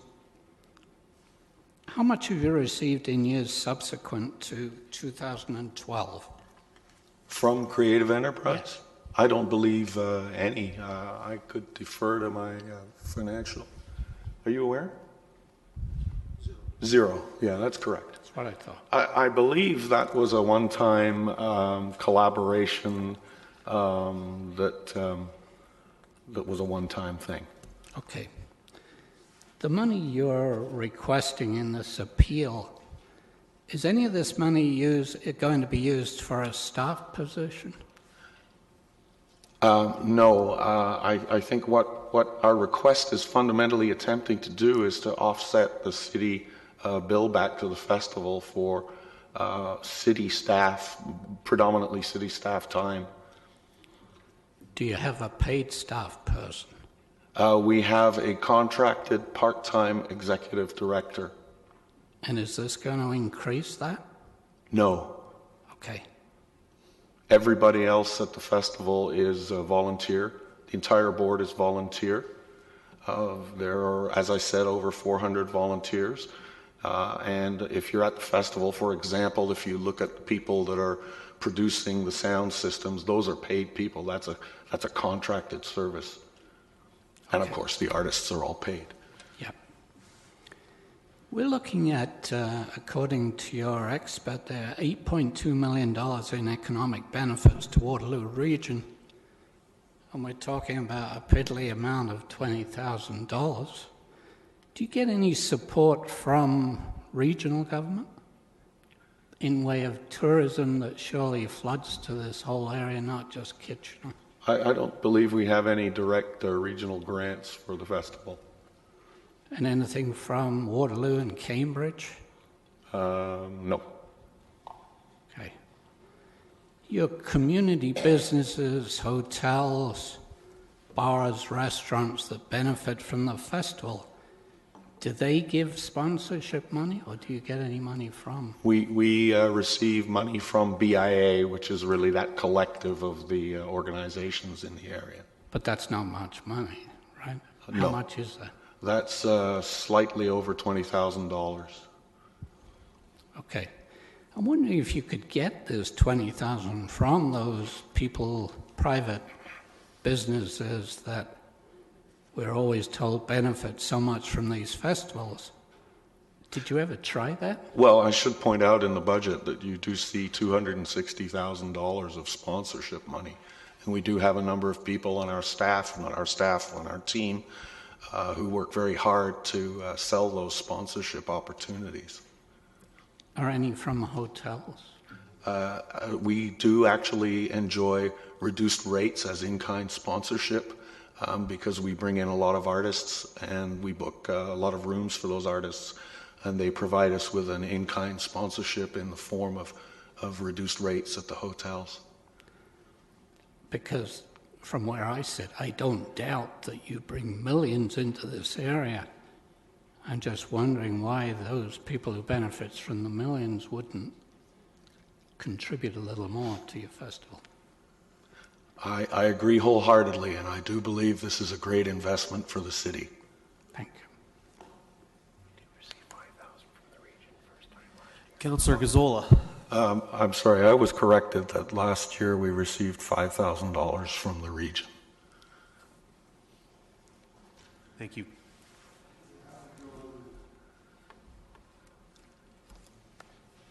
Sorry, go ahead. I just want to look. Your financial statements show government grants close to $300,000. Who is that all from? Pardon me, sir? Your financial statements, actually, it's for 2013. I don't have the show government grants of close to $300,000. Who is that from? That's from a mix of the city of Kitchener, the provincial government, and the federal government. Yeah. Okay, so there are amounts. I see under note 4 there is a list of. So you do get a fair amount of money from the province. Indeed. Yeah. Okay. So there is, other than the city of Kitchener, there are some substantial grants. Yes. Yeah. Okay. Going back to 2012 was a bad year for you, but in 2013 you made $38,000 on the festival. Do you have any indication of how you did in 2014? I believe we suffered a loss in 2014 in the neighborhood of $50,000. This past year? This past year. Okay, I'm not sure if I read that somewhere. Okay, thank you. Excuse me, Mr. Gazzola. Mr. Chapman? Page 2-95. Okay, yeah, thank you. I wanted to ask you, are there some explanations of what went wrong this year? Was it all, it wasn't weather? No, I can perhaps address it a little bit, but like everybody else on our board, there's a certain level of guessing. So we try to budget for what our expectations are, and a big part of our revenue is from beverage sales generated by the attendees. Our attendance softened a little in 2014 over 2013, and that impacted our sales. And we believe that that was caused by the fact that we were blessed with the only good weekend of weather all year, and we believe a large number of people who'd suffered from bad weather weekends up to that point in time, looked at the weather and said, I got to get to the cottage because it's nice.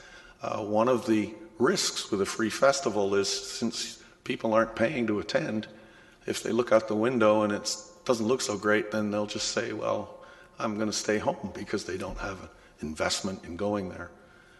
So our goal is to increase our artistic spend to raise the bar and compel more people to say, yeah, I got to go down there and I got to see this act.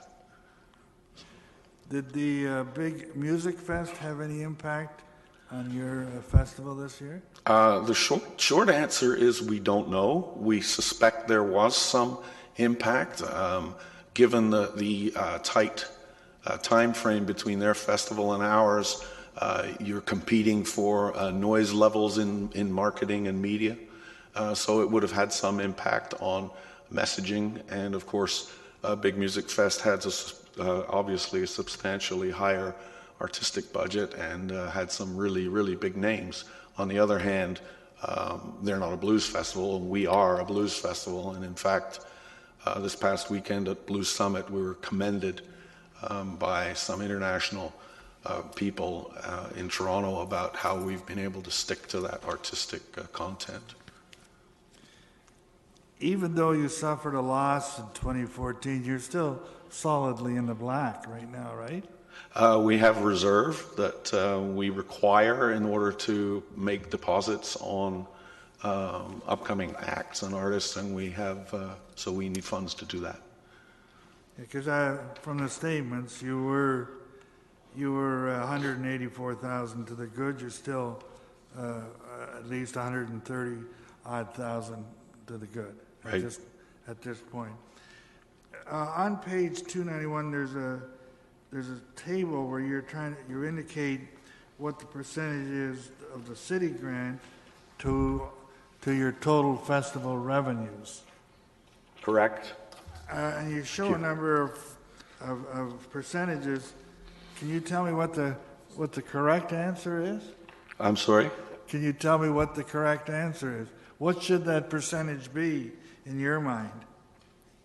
I don't think I'm proposing what the percentage should be. I think what the story I'm trying to tell is that we're creating what's truly a global event, and has become that, and we're inviting Kitchener to participate and invest further, and we are showing for historical purposes what the past percentage of Kitchener's involvement in spend was. So you'd like us to increase that figure? You'd like us to get that back up to 5% or so? If you were to move that and it was passed, I'd accept that amount, indeed. I was always of the understanding that you started out that way, and that as time went on, the reliance on the city would be less and less and less. Now, just going to this... Councillor Gazzola, your time's up. Can you click in again, please?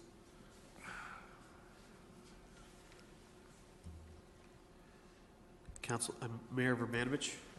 Thank you very much, and thanks for coming in today to share an update about the festival, as well as to make a request with respect to the grant. I think there's no question that it's pretty impressive what the group's been able to do over the years and see the festival grow. I guess my question has to do, and just building, I think partially on what Councillor Gazzola was asking, in terms of some of the decline in numbers that you've seen, and you talked, some of it, maybe had to do with the weather and so on. Have you heard that some of it perhaps had to do with just the nature of the acts and trying to see perhaps a different or more elaborate, a higher quality act, I guess, is the best way of putting it. Right. First of all, thank you for your kind comments. We do recognize that, and in fact, this past year we had a collective opinion that we did have a presentation that had outstanding artistic merit.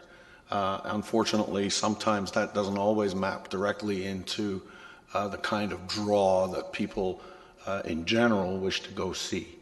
And the people that do draw, of course, are the people that cost more money. And so that's really the goal of the event, is to raise the level of sort of buzz amongst the artists that really become the talk of the town in terms of we've got to go see those people. If you weren't able to get the additional dollars, how would that impact the 2015 festival? I mean, would you go out and pursue some of pursue additional funding from potential donors and so on? Would you decrease what you're looking at spending on new entertainment? What would the impact be? Well, I would say that we're constantly looking for additional sponsorships, so that's an ongoing activity, really never ends for us. But we would have to relook at our budget in terms of the overall planning, and of course, since the area where we've earmarked a substantial increase in funding is in artistic, then we would have to look at that in terms of an area where we would cut back, I presume. Any sense from the surveys that you've done and the research that you've done of your participant base, how they would see this and what the impact would be on the festival in the longer term? Well, I'm not sure how people might view decline, and I think it would be difficult for people to make that assessment en masse. Certainly people with particular tastes in artists and music may feel from one year to another that either the festival got better or worse, but in terms of collectively, it's a pretty big animal to make those sweeping comments. But I would say that as part of the Enigma survey last year, the number one open question request was bring more high caliber acts to the festival. Now, one of the things, I'm wondering if you can, don't remember seeing it in here, I don't know if it was from conversations I had. Are you looking at ways, well, it is, you touched on it with 2 ticketed concerts. So are you looking at ways to raise your revenue stream going forward? Yes. From the ticketed revenues? Yes, indeed. In fact, one of the planned changes for the festival this year is we've moved our Sunday closing ticketed concert to a Friday evening concert, which we expect to have a higher caliber act and have much greater revenue.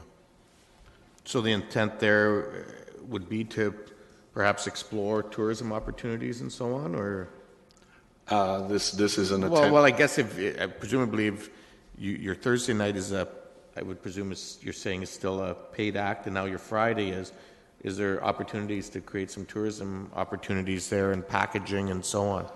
Yeah, there is a plan, and there's been discussions about how we can package ticket deals over the 2 nights, and we're always looking for opportunities with hotels to partner with them and put together that sort of a package. And then further to the questions that I think Councillor Etherington was asking, are you exploring those partnerships, trying to get them to help contribute to the cause as well? Well, certainly the hotels are great partners of ours. They do participate. They do provide us reduced rates, as I've mentioned, and I think you'll see some letters of support from a couple of the area hotels in your package there, and we're very pleased that we can help them with their business. I know one of the things that happens in other cities sometimes when there are special events. Yep. Your time is okay. expired. I'll buzz back in. Councillor Marsh. Thank you. Just a question of staff. I'm wondering, this budget for in-kind contributions, from what I understand, it's not always used. The whole $20,000 is not always used. It depends year to year. Is that correct?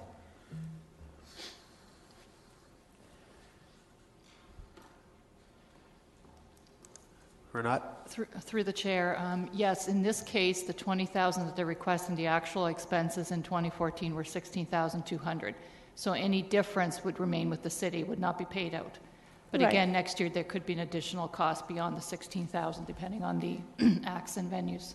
Okay, great. And then the other question I have following that is there any opportunity considering they have 4,000 volunteers with this festival, is there any opportunity for some of the work that was performed by city staff to actually be delegated to a volunteer? Through the chair, I couldn't answer that question. That would have to be discussed with special event staff. I believe there are specific staff hired to do certain functions, but in general, they would have to answer that. I'm sure that, there's lots that the city has to do for sure, but I just wondered if, being a person at an information booth, or I don't know what all the different in-kind contribution tasks are, but it would be nice to see if maybe we could reduce that in-kind contribution if we're going to be paying for it. Through the chair, most of the staffing costs, the city staffing, are technical staff, facilities management, and that I'm pretty sure wouldn't be volunteering at a booth for information. I could comment if you wish me to. I believe most of the costs relate to activities that I would expect the City of Kitchener staff to have to perform because we are using City of Kitchener facilities. There are activities that take place on the facilities and grounds are the domain of city staff. So, for example, we typically like to have all of the bollards removed along King Street in the block in front of Civic Square. And I would not expect one of my volunteers to participate in that. No, of course not. I'm not suggesting something ridiculous. Just No, and there's some other things just to the level of collecting garbage at some of the facilities is the purview of city staff. Yeah. Okay, thank you. Councillor Schneider? You were talking about the appeal of the artists that you booked for the Blues Fest. Who determines the lineup of the artists? We have a member of our board of directors who is a vice president of the board and is our artistic director. And he crafts the order and sequence and the numbers of who the actual artists are. He has 22 years of experience in festival promotion. He began at Mill Race Festival 22 years ago as, I think, a co-founder, and he's been with us for a number of years. He'll receive lots of help from lots of people, some of it welcome and some of it perhaps less so. So it's his task. And I know you made the comment that you received kudos because it remained a pure blues festival, and I wouldn't suggest going the way that Ottawa has gone. But perhaps that there's a way of getting some ideas from the masses. I know, the blues aficionados and fans would be way more into some of their favorite artists than the masses are going, who is that? I don't really know. So, I mean, there's a difference. Obviously, if you could pull off a ZZ Top, Eric Clapton, something like that, that makes everybody happy. But it's maybe trying to get some input from the masses as to, what can still constitute a blues act that keeps the blues fans happy, but also appeals to the masses. I can comment on some past entertainers that I don't consider blues, but did have a mass appeal and were strategically placed in our lineup to attract an audience mid-afternoon, bring them down, and then following that, we hope they stick around, listen to some of the blues. So in particular, David Clayton Thomas from Blood, Sweat and Tears, which wouldn't be considered really pure blues, would be more of a pop jazz outfit. Lighthouse a couple of years ago really drew a great crowd of people my age, because I can remember those guys. And really, that was a great show. It was full. And they're not blues acts. So we stray a little bit, but not to the extent that you, of course, have mentioned Ottawa, and they're famous amongst the blues community for. Yeah, I mean, because there are some blurred lines between blues and soul and R&B. And in fact, we do like to present, blues is a wide variety of types of music, from solo acts playing a slide delta style guitar up to, blues rockers. And and those are very different styles, but they're all the roots of blues, rooted in blues, and we try to present as many of those different kind of acts as we can. We typically have Grammy Award winners, Juno Award winners, local, international. And maybe, the possibility of engagement through the Blues Fest website to ask fans who they might want to see. We're blessed with having a great social media presence. I think we are well in excess of 15,000 followers on Facebook. We receive an inordinate number of suggestions. Okay, great. Thank you. Councillor Gazzola? Yes, I want to go back to page 291 and just if you could expand upon what amounts you are billed for. Can you just give us a little more detail? This is what you would like, you want the additional money to cover, right? There's a variety of line items that are included in a City of Kitchener invoice that we get some time after the festival. And as was mentioned, I believe the number last year was slightly over 16,000. And those things cover special events salaries, I believe, and some maintenance people. There's people that prepare the Civic Square by emptying the fountain and putting some boards down and so on and so forth. I believe it's predominantly staff salaries. And they're legitimate amounts, right? Sorry? They're legitimate amounts. Oh, indeed. To bill you for. Oh, indeed. But what you're basically asking is that we eat the cost for those. Precisely. In the future. So and that's why you're asking for an additional, what is it, $20,000. Correct. Yeah. Throughout the essay here, the writing, the report, you frequently refer to the festival being free. Are there thoughts of getting away from that? Yes, it's constantly being discussed in terms of sustainability, and we have a wide variety of views. I personally really like the entire concept of a festival that's predominantly free. So if you're somewhere in one of Kitchener's neighborhoods and you want to come out for the weekend, it doesn't cost you anything. That's a challenge for us to balance the requirement for us to fund it against having it free. And we do get, of course, lots of people have misunderstandings about what that means. Some actually believe this means the artists are up there playing for free because they just see free festival. And do you even pass the hat around? At one time I thought that was... Last 2 years. Yeah. Quite, that worked fairly well. Just, okay, I just want to have a couple of questions on the impact in the city. On page, it's our page 2-114, it's on the economic impact. On a slide today, you talked about an $8.2 million impact. I'm trying to equate that to what I see on 2114, where it shows 4.3 of initial expenditures. Do you add all of those up, or those three items, to come up to the 8.2? Is that? Yes, I can explain this. I do it almost every week. So we had on the larger slide, there were only sort of limited numbers. But if you want to review what you have here on 2114, and we look. We want to look under 2014, and first we'll look under the Kitchener column.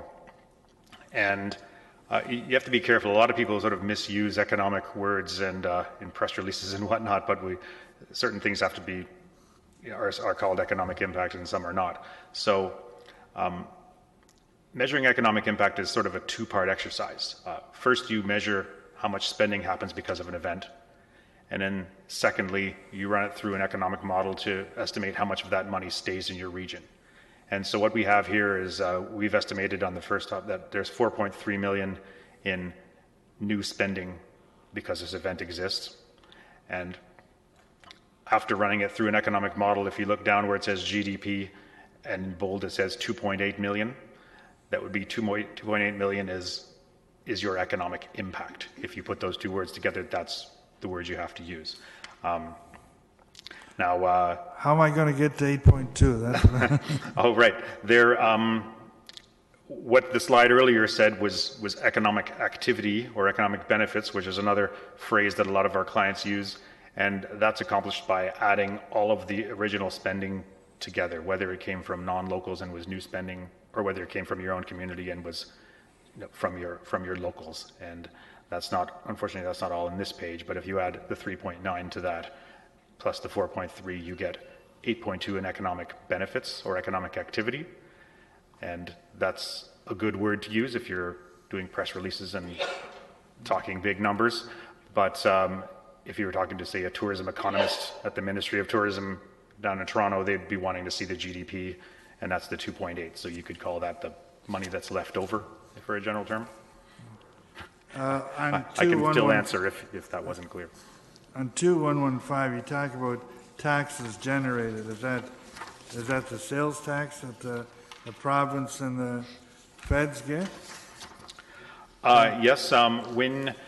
When you put an input of new spending into an economic model, which basically you're saying this much new spending came into a region, and the economic model says, okay, well, this much is what's left over in your community, then it also gives you other parameters through the modeling, including estimates of how much tax is generated at 3 levels, and that all came from a provincial economic model called the TRIAM model. All right. There's some very interesting figures there, and I'd like to study them sometime. Thank you. You're welcome. Mayor Verbanovic. Thank you. Just my last question that I had from earlier. With respect to the hotels, I know one of the things that occurs in some cities, or certainly occurs when conferences occur, is that the organizer negotiates something with the benefiting hotels to actually, add $10 onto their room charge, or some negotiated amount for being in associated property, and then give you some of that back towards your revenue stream. Is that something you've explored with some of the local hotels? I'm not aware that our people are having that specific discussion, but we do have lots of discussions with the hotels about their participation in the festival. As I mentioned, the reduced rate on rooms.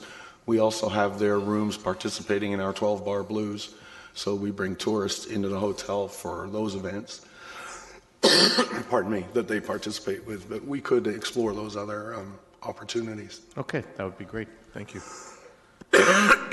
Excuse me. Thanks, gentlemen. We have no further questions. Thank you so much. Yep.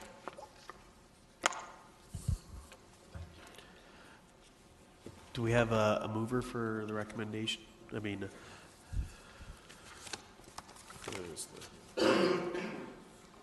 there is no recommendation.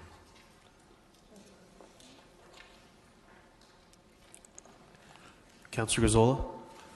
I'll move what was recommended by staff.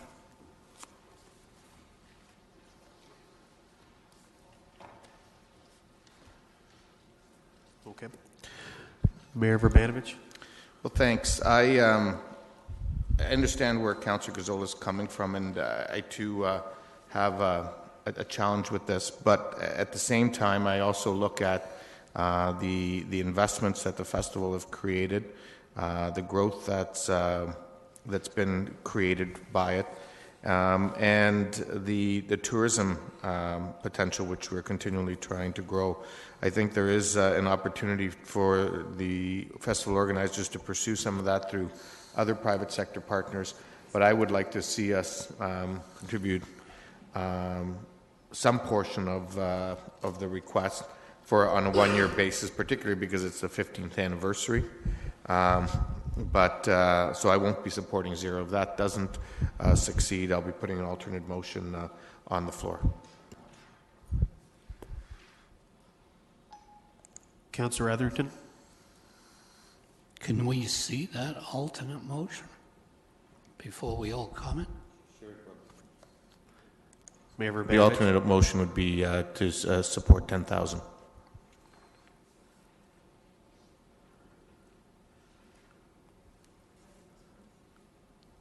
Go ahead. Could you take other people first, Mr. Chair? Pardon me? Can you take other comments first? Come back to me. Okay, can you ring back in, please? Councillor Neski? I must say I found that the presentation by the group was very well done. I think that the operation and success of the Blues Festival is just wonderful for the community. I must commend that you've done a great job and are continuing to do a great job. I find it a challenge that to have great acts come in to try to go to another level, a little higher, which is a wonderful approach, but I think it should be done on your own merit as opposed to asking for financial support. I do support the blues festivals. I'm not really a blues type person in terms of my background, and I have attended it, but it's not my kind of music. But anyways, I do support it in the community, and I think it should continue on.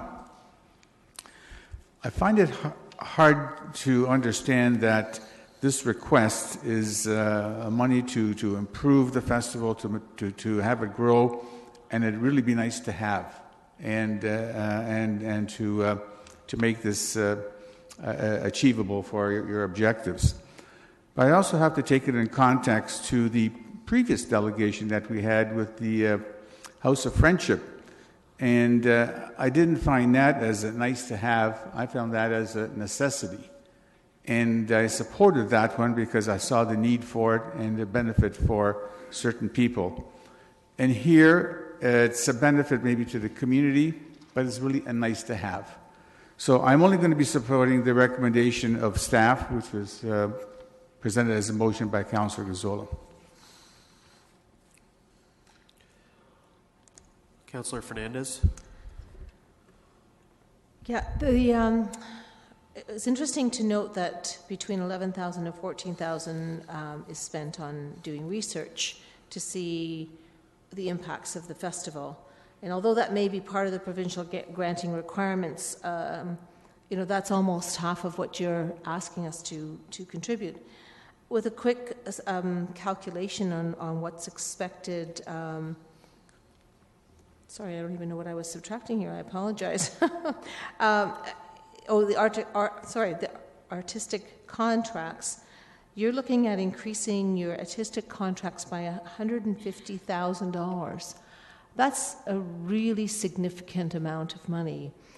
And I don't think that whether you get the additional $20,000 or not, I think it's how you continue to market and the reputation of the Kitchener Blues Festival that brings some of these interested artists. So at this time, I don't see that $20,000 is going to be the make or break of whether you're going to be able to bring those artists here. You have significant revenues generated from your beverage operations. You have a staffing cost here that, although I understood it was only a part-time executive director is $77,000. I didn't challenge that, but I think that this is a wonderful festival, and people come from everywhere. But I'd like to see you do it without that additional $20,000. Councillor Singh?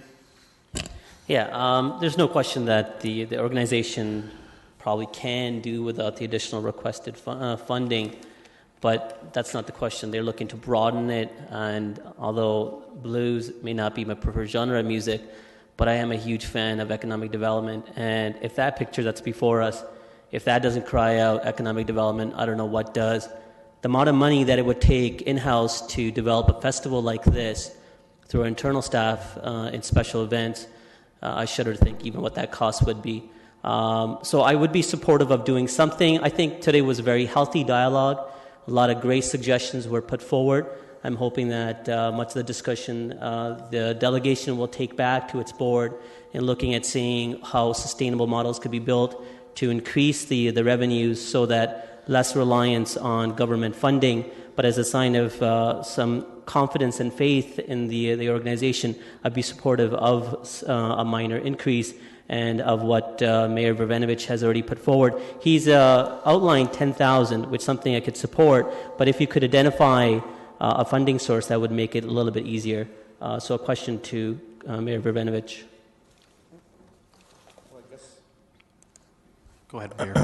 I mean, I guess there's two options. One would be to simply add it on to base. The other would be, because it is an economic development focus, and I am suggesting it's only one-time funding and not adding it to base, I would potentially look at the economic development capital account for that potentially. I know we've used that for some of the other special events initiatives that add to the vibrancy of the downtown.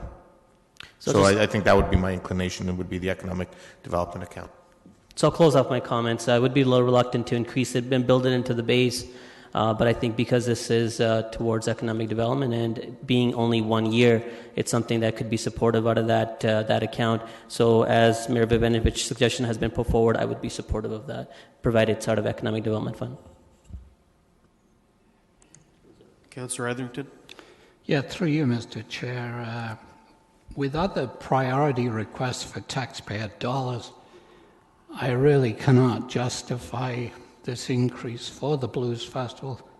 I don't dispute the fact the festival brings millions of dollars and thousands of people to our area, but I believe that those businesses that benefit the most should be willing to provide greater financial support for the festival. And I also believe the regional government, which really does benefit from this size of festival, should pay more in way of festival support. So for those reasons, I support the festival getting the $40,000 from us, but not the additional $20,000. So I'm going to support Councillor Gazzola's motion. I really do believe that hotels, restaurants, and booze companies that benefit so much should be willing to contribute more money.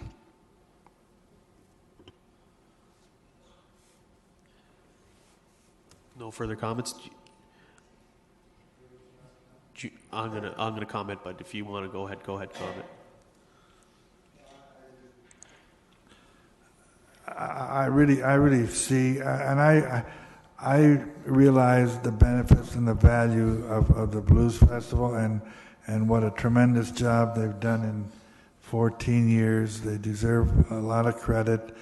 It's largely personed by volunteers, but I mean, to me, it's. I've always said that when we start talking economic benefits, those economic benefits go primarily to the people in the business sector, and I always like to see more coming from them as opposed from government and the ultimate taxpayer. So, I mean, giving them $10,000 this year, to me, it's we say, oh, it's only going to be for this year. Believe me, if it's this year, it's forever. So I would encourage people to stick to the staff recommendation. Mayor Verbenovich, are you gonna do you want to speak? You're not. Oh, okay. Sorry. Okay, so I'll make my comments. Quite honestly, I think it's pretty shocking that we don't really want to support a free event. That's predominantly what it is. It's a free event. It's not City of Kitchener's event. I think it's the community's event. And regardless of where the dollars are coming, it's undeniable the amount of economic impact that this has for our community. And to me,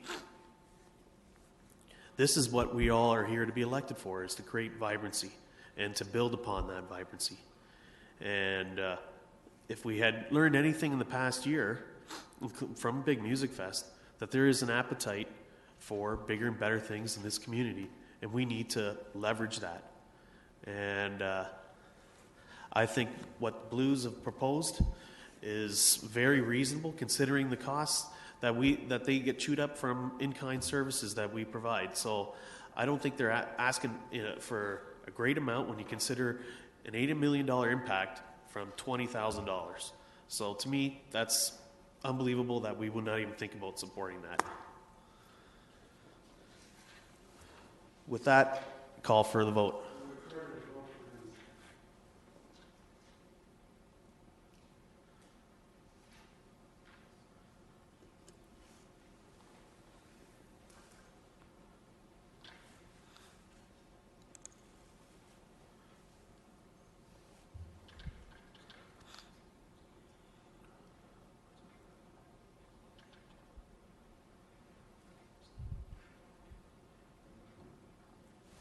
See it. Oh. Those in favor? Opposed? Motion's carried. Thank you, gentlemen. Thank you. That concludes all of our items. Oh, the main motions? Okay.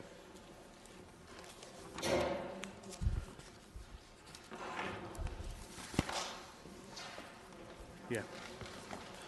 Okay. Mr. Chapman? Through Mr. Chair, if I understand correctly, you've only dealt with 3 appeals at this point. There was a recommendation to deal with the overall approval. Yeah. Councilor Grzula? Yeah, I just have a question on 210. I don't see Kitchener Minor Hockey on that list, and I didn't expect to see them, but I've asked several times as a result of the new process we've gone into with them. They're getting their grant by way of reduced ice costs. I would like to see, I would like to see what that figure is and how it compares to the grants that we have given in the past. Okay, that's not for today, that's to come back to us. Okay. Ms. Keelan? Just through the chair, yeah, we can provide that information via email. Okay.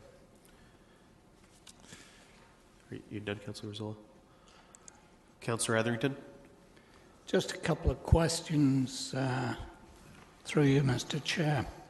I was just curious, on page 2-9, the Tri-Pride application and the empty space, multicultural theatre space application. Quite a major difference between what they asked and what they are receiving. On both of those, was there any, obviously there wasn't an appeal, but was there any comeback from those groups? Or could I just get a brief explanation of why the large difference? Page 2-9.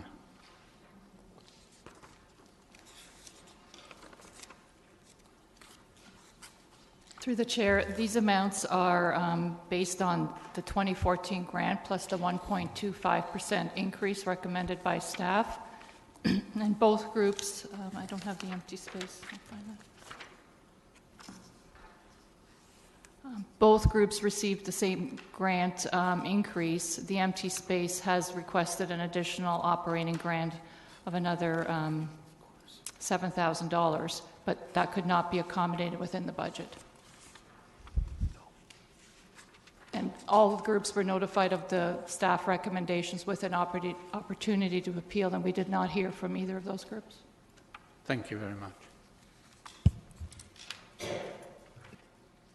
Councillor Yaneski? Yes, on page 27, the Kitchener-Waterloo Community Orchestra. I neglected at the beginning to just overlooked it to declare a conflict of interest on that because I'm a member of that particular orchestra. Thank you. Councillor Fernandez. Yeah, I just wanted to, I'd asked Mr. Chapman what the Kitchener-Waterloo Art Gallery increase was and the KPL increase was, and they were 1.75 for the KPL and 1.41 for the Kitchener Art Gallery. For the Homer Watson House, they are getting 1.25, and when I read through their appeal, not that I would support a 2% increase, but I'm wondering if we could sort of split a difference, and just if Mr. Chapman would be able to, or staff would be able to tell me, maybe not right now, but what would a 1.5% increase, so a 1.5% increase mean to this budget? I apologize. I should have asked that in advance of today's meeting.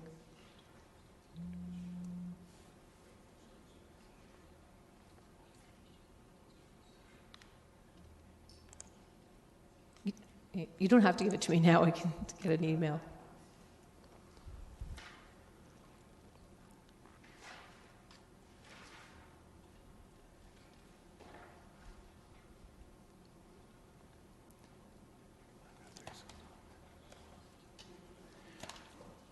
Through the chair, by my math, an extra 0.25% would equate to $536. Okay.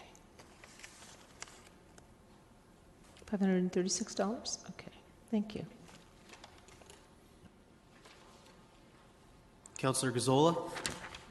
Okay, I have a couple of questions. On 2.7, the Festival of Neighborhoods, what is happening there? We say the grant request was 21.7. We're giving 11.1. What made up the 21.7?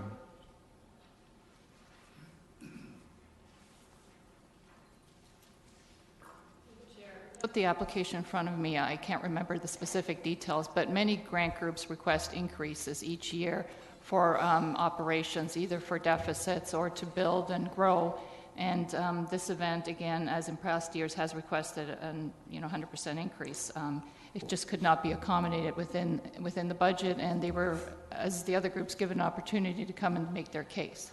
No, I think I understand all that, but I don't know if you're aware that we did increase the grant last year. I think that I know it came out of capital. I believe we increased the capital allocation, and Mr. Hildebrand can perhaps speak to that, but not the operating grant. Okay, so I think that's what's happened. I think the 21.7 includes the capital that we've already increased. Through the chair. Surely your staff wasn't asking for double money in addition to the 10,000 increase in capital. Through the chair, no, this is not part. The capital is held by the city. This is an operating grant given to the Festival of Neighborhoods organization. The capital grant is held by staff and distributed, I believe, to the winner for capital improvements. But their operating grant does not include the 10,000 capital. Okay, fine. So they did ask for double the money? For operating. Okay, I'd like to have seen what was the basis of that request, and if that was the case, because it is basically a city operation. Is that possible to see the details on that? Mr. Hildebrand, can you care to comment? Through you, Mr. Chair, although the operations of Festival of Neighborhoods is the city partners in that, it's not a city operation. It's done with the Social Planning Council as well as John, a architect. So this amount is a grant request for the operations for that group to do the necessary work throughout the year to mobilize. The grant you're talking about that the city holds is a capital grant. Okay, fair enough. I would like to see the request for the operating grant I mean, we're turning it down. I'd like to know what exactly they were asking for. I think that's a. Yeah. The other question I have was on the woodworkers. They're asking for $3,000 more. Is that got what? Has it got something to do with HST or what is that? I thought we provided them with whatever they required for the. Ms. Wilms? Through the chair, there's an agreement in place. The woodworkers grant is a set amount, and yes, they request a certain amount, but when we take the HST out, the actual amount that comes out of the grant is reduced, but they do receive the amount that is approved by council through the 10-year agreement. Okay, so they're getting what they require? Correct. Fine. Okay. Thank you.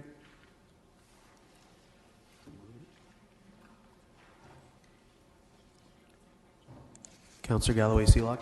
Yeah, I don't have any questions. I'm prepared to move the staff recommendation as outlined in page 2-1. Okay. Do we have any further comments? All those in favor? You have to vote on that one separately. The one separate. So do you want to do that one first? We'll vote for the Philharmonic. Well, I don't think it's that one, but Is yes. that which is the one that counts? Zig, which one's yours again? Okay, the Community Orchestra, KW. All those in favor? Opposed? That's carried. For the remainder, all those in favor? Opposed? That's carried unanimously. Okay, that concludes our Community Infrastructure Service Committee.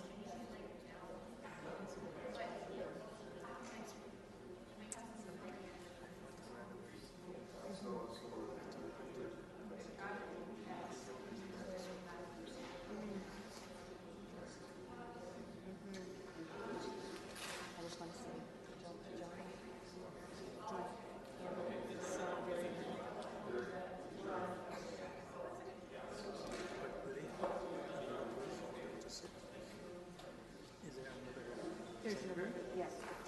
Yes, because this is a public record. Okay. When they can control access to. Gentlemen? Pleasure to meet you. Thank you for sharing your leadership. I can talk. That's okay. I can do it. I can see it. So, yeah, no, it's good. It's interesting. So, date is complete. Is there perceptions?